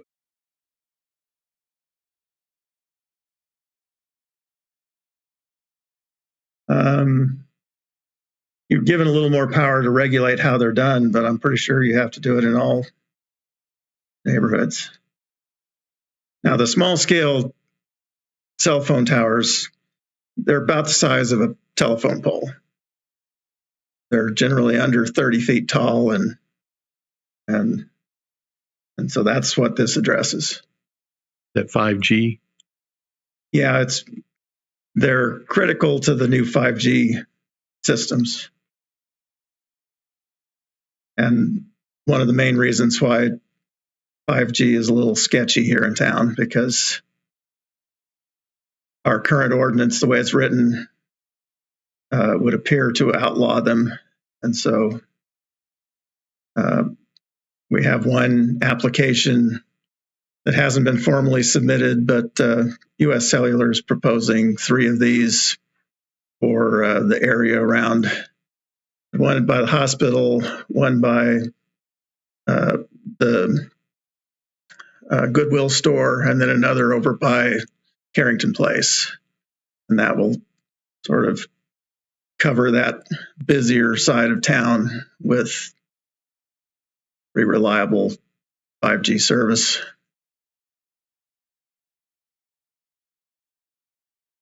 And I can deny it and see if they sue us, but I'd prefer to follow the law.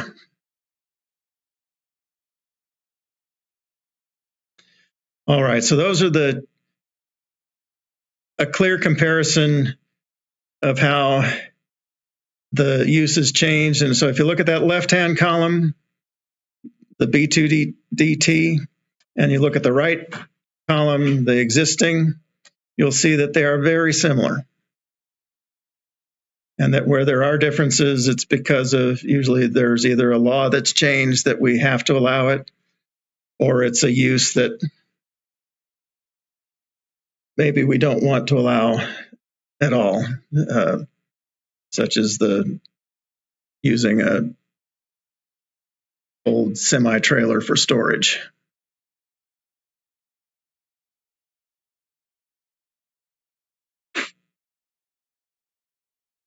Is there anything we've addressed the accessory dwellings, and that will come out. Is there anything else that seems controversial or inappropriate? Help me get my head straight on the homestay.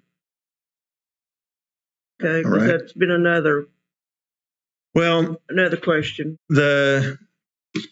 the current draft of the UDO only allows homestays in business districts where residential uses are allowed. And the controversy among this group has been that before we started talking to the public, we came to the conclusion and consensus that we should allow homestays in the R2 and R3 district and not require owner occupancy. And after receiving mixed comment from the public in our survey and in our focus group meetings, we made the decision to back off of that and just eliminate it from R2 and R3 entirely. And so not allow it even with the owner occupancy condition. Any existing ones would be grandfathered and continue. But that was what was currently in the draft that's posted online. A couple of you have suggested that we put it back the way your initial recommendation was, which was to allow them in R2 and R3 without requiring owner occupancy.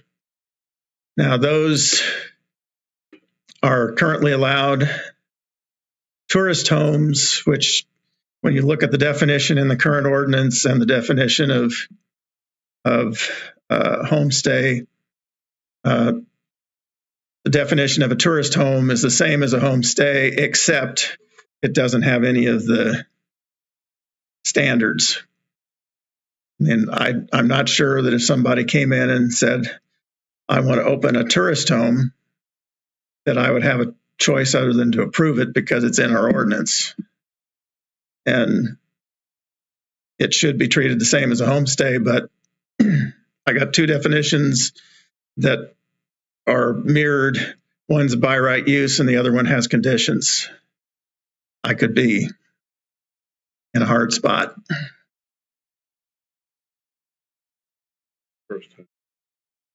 They're minimal. They don't require the registration. They do have to, I think, meet the building code inspection, but that's about it. But I think the homestays are happening already in the R3. Whether someone comes in to get a permit to build a house, single family dwelling house, and then later on, then they turn it into a homestay. We do review the most popular homestay sites, Airbnb, Vrbo, and a couple of others that I check regularly to see if anybody's opening and operating one without registering. I've only found one operating on Airbnb that's not registered, but their minimum stay is 30 days, which kicks them outside of the range of short-term rentals that we can regulate by state code. You know, if you're doing a month-to-month lease, you're renting an apartment. Right. So are we clear with this homestay, or we're not? Well, what? I mean, Now we're not clear on what you want to see in the eventual ordinance. What we are clear is that the current version does not include it in R2 or R3, only in business districts. So B1, B2, downtown business. Myself personally, I think it needs to go back in. But that's just me. There's argument. Well, there's one member of council who is adamantly opposed to it, which is why I'm recommending taking it out for now and putting it on that list of things that we can address as an individual topic and get public input on that specific topic. But we've got the public input. We've already done that with the survey. But it's been mixed. Somewhat. I think it was just above 50%. We had kind of 30.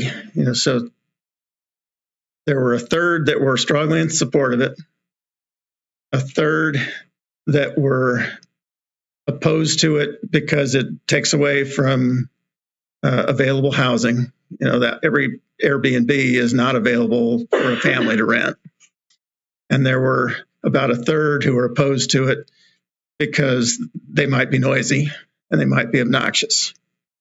You know, so the spirit that's coming from the state legislation is that, you know, an Airbnb is people living in a house for a short term. And is there any difference between that and people living in a house for a little bit longer term? They might be noisy, they might be obnoxious, they might be neighbors. And so the legislature seems to be shifting toward mandating it as a protected use, that you can, you know, at least limiting how much municipalities can restrict it. I'm not saying you should vote to approve it or disapprove it just because the legislature may or may not do something. But I'm just trying to, explain the sentiment that I'm hearing when I go to statewide meetings of zoning administrators. Your research on that topic, do you think it's in it that it's ready to be regulated by the state? And the sentiment at our last conference was that give it 2 or 3 years and they think it'll happen. But in 2 or 3 years, we could have all kinds of changes in sentiment and policy. So that's no guarantee. Just think there's people that come through our area don't want to stay in a hotel for a reason. They like to stay in an Airbnb. Mm-hmm. And I think we've done our due diligence pulling it out of the R1. Right. And put it in an R2 and R3. That's just my opinion. I don't know if everyone else thinks. Well, I agree with Fred. And I don't disagree with you. I'm just worried that this is one of several deal breaker issues for a member of council who holds a critical vote. And his feeling is that it needs to not be allowed. But why would you protect the R1 and not R2 and R3? I mean, why wouldn't you allow all of the places R1, R2, and R3? I mean, I guess we could, but I think I remember right from our discussion long ago, it was multifamily versus single family. I mean, Well, presumably, but there's that whole debate about why this ordinance, why the zoning ordinance was ever approved for the town of Wytheville, that happened to come about the time that the civil rights movement brought about integration and prevention of discrimination in housing.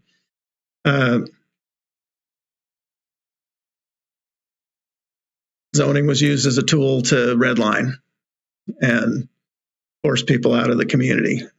And it kind of worked here. Whether that was what was going through anybody's mind at the time, I don't know. But it was an issue back in the day. And that's part of the reason why today we see neighborhoods in town that just aren't very attractive to people to live in, because we've forced all of the uses that nobody wants to be around into those neighborhoods. And so we can continue that, or we can try and adjust it to make it so that people can have a nice home in any neighborhood. But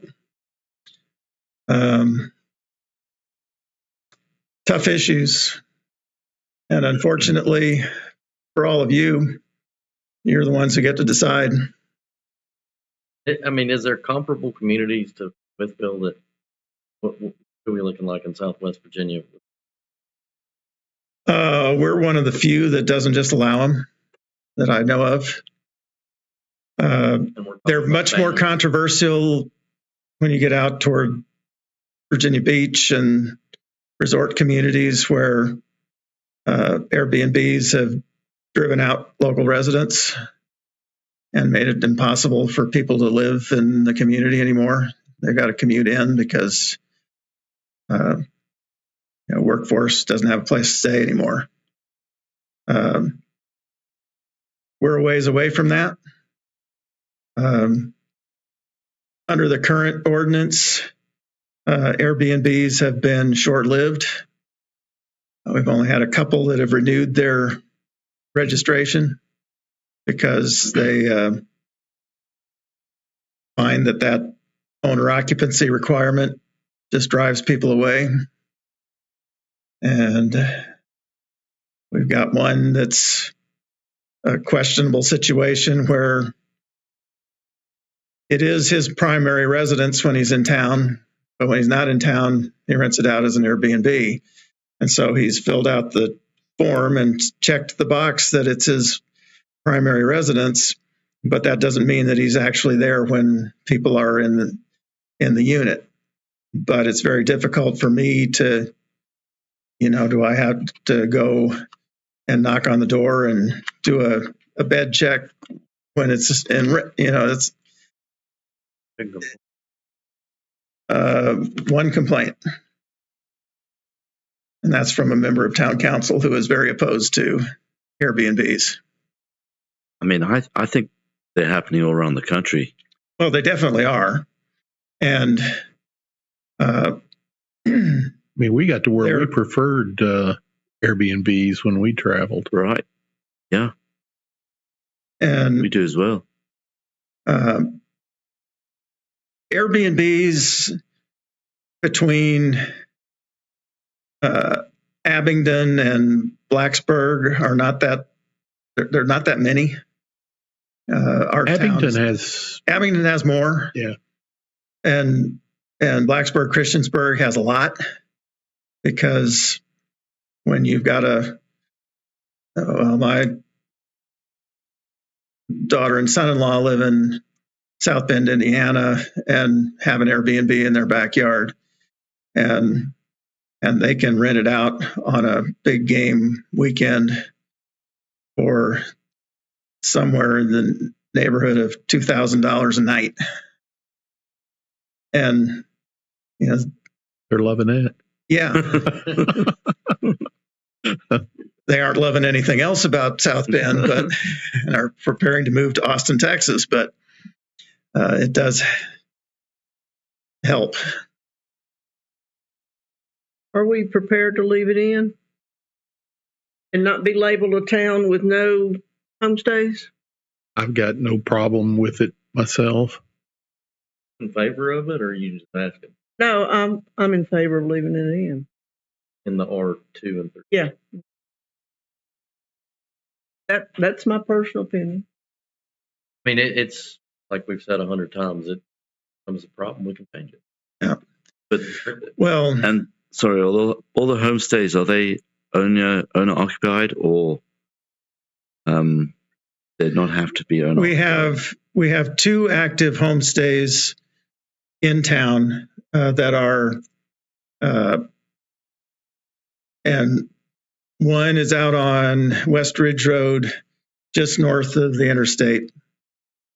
And they have their personal home is next door. And they say that they also have a basement apartment in the unit. And so I am inclined to accept their description as being, even though they advertise on Airbnb as an entire home rental, that they meet the technical definition of the ordinance, because they're at least there when there are people in the unit. The other one, which is located over here at the corner of 12th and Union, I'm pretty sure that he is not there when people are renting it. But I don't have an easy way to prove it. And his claim on his application is that he is meeting the owner occupancy requirement. And so I would have to go through a fairly intrusive investigative process to challenge it. But do we want to have the owner occupancy?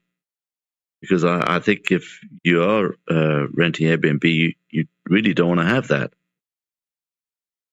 But Yeah, I that's agree. what we were talking. Yeah, Yeah, I agree. Yeah, and that was the agreement of, that was the way it was originally. that was what we had originally come to before we started reaching out to the public.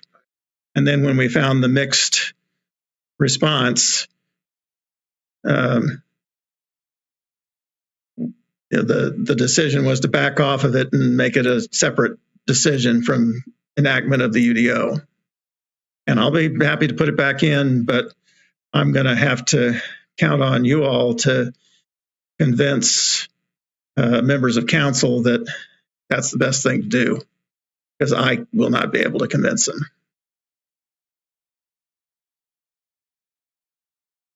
So right now there are 2 that are operating homestays and that are registered in those districts. We've got I don't know if the Turner property down here is still operating downtown, and there's another one downtown. But we have several downtown that are, they're clearly not an issue because they're in a business district. They could have a hotel there on that same site. So they've just got a 1 or 2 room hotel. And But the one you referred to on 12th and Union Street there, isn't that in an R3 zone? that is R3. So how is That's that? one of the 2 that are in R3. The other one being on West Ridge Road. I thought homestays weren't allowed in R3. They are, but they require the owner to be on premises when people are staying. We have one other homestay that, it's not a homestay technically, but it is advertised on Airbnb, and that's down on Madison Street near the dog groomer. And she requires a minimum of 30 days stay. And so she is doing a month-to-month lease with a roommate, is what she's doing. And she generally has traveling nurses that work at the hospital stay with her.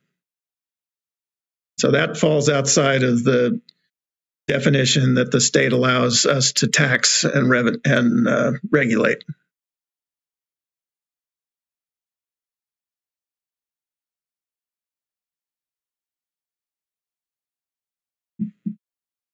So the ones downtown, not controversial. They're in a business district.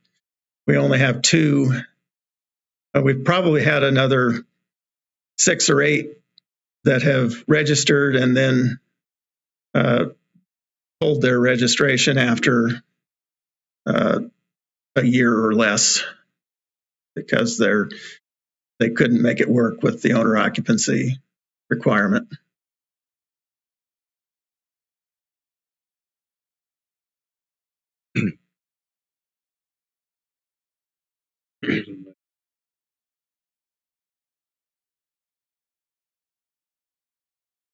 The ones that I've interviewed about why they did have both said that nobody wanted to stay there with them in the building. And I don't stay in Airbnbs that are in a shared house either, so I don't blame them. Mm-hmm. It is kind of odd. I've done it. It's. I have had an experience where it was advertised as a whole house rental, and I got there and there was a little folding screen separating their pit bull from my wife and I, and the curry they were fixing that night would have smelled better if I could have eaten some, but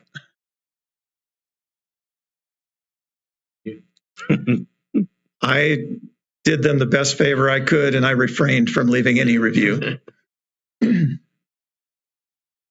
I did give them some feedback, but I did not make it public.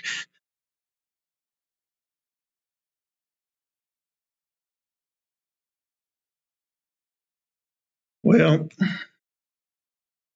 we've been going a long time.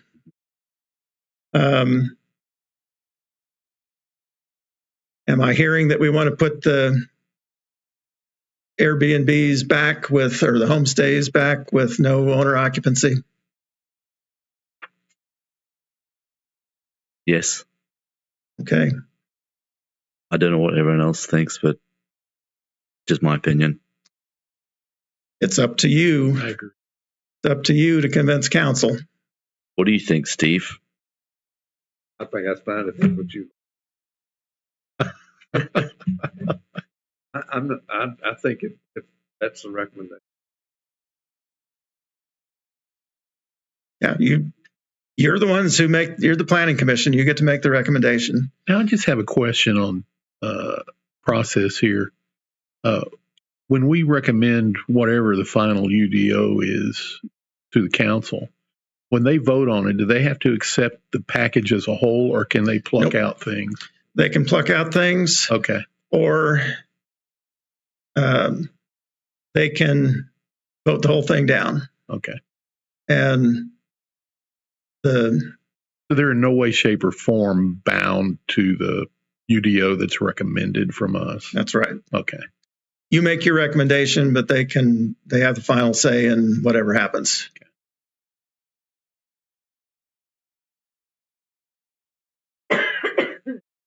I'm personally in favor of putting it in. All right. I can do that.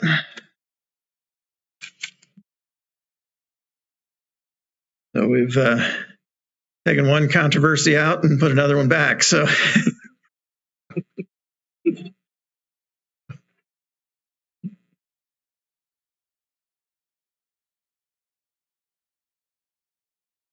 We're nothing if not clear, right?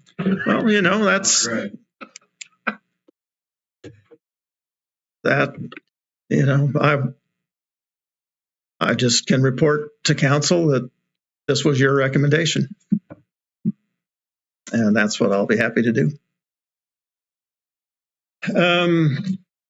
How much more can we endure? I don't think much more, Let's but call it a night. That's what I was hoping you'd say, because I've been wondering when somebody was going to say that. I wasn't going to say it. I was just going to leave. well, I'm just here as a visitor. my graduation party back in 1976 from high school was at Magic Mountain, Six Flags theme park in Southern California. And there were not many people that came to the park that night. And the band they brought was Queen. And so you've got a A-list band playing with about 6,000 high school students. And you know where they were all sitting. Well, my friend and I, we decided to enjoy the rest of the park. We got on a roller coaster, and the guys yelled at us, "There's nobody in line. Just raise your hand when you want us to stop." And there were my friend and I and two girls sitting opposite. And we weren't going to be the first to say no, to stop it. We were on that thing for 45 minutes. I don't want to put you through 45 more minutes of this. I'm sorry. well, if that's the case, then are we good? Meeting adjourned? One Sorry. quick future meetings, that last item. We're going to continue to go through these zoning districts and do this kind of comparison. I think we've probably addressed the downtown districts, maybe not specifically, but we'll do some residential ones next month. In March, my daughter is taking my wife and I to Europe for 3 weeks. So I don't know if Elaine will want to discuss something that month or not, but we'll just continue on with these. And what we're kind of thinking is that maybe as we discuss some of these, if you wanted to do a poll, a vote, to say that, okay, we endorse these downtown districts with these changes, and that way we'll have as staff a clear recommendation for what is wanted, and it'll provide evidence that it's you guys making the decision and not us badgering you to do something. So that's acceptable. All right. That's the way we'll proceed. Thank you for putting up with this tonight. Anything else? Meeting adjourned.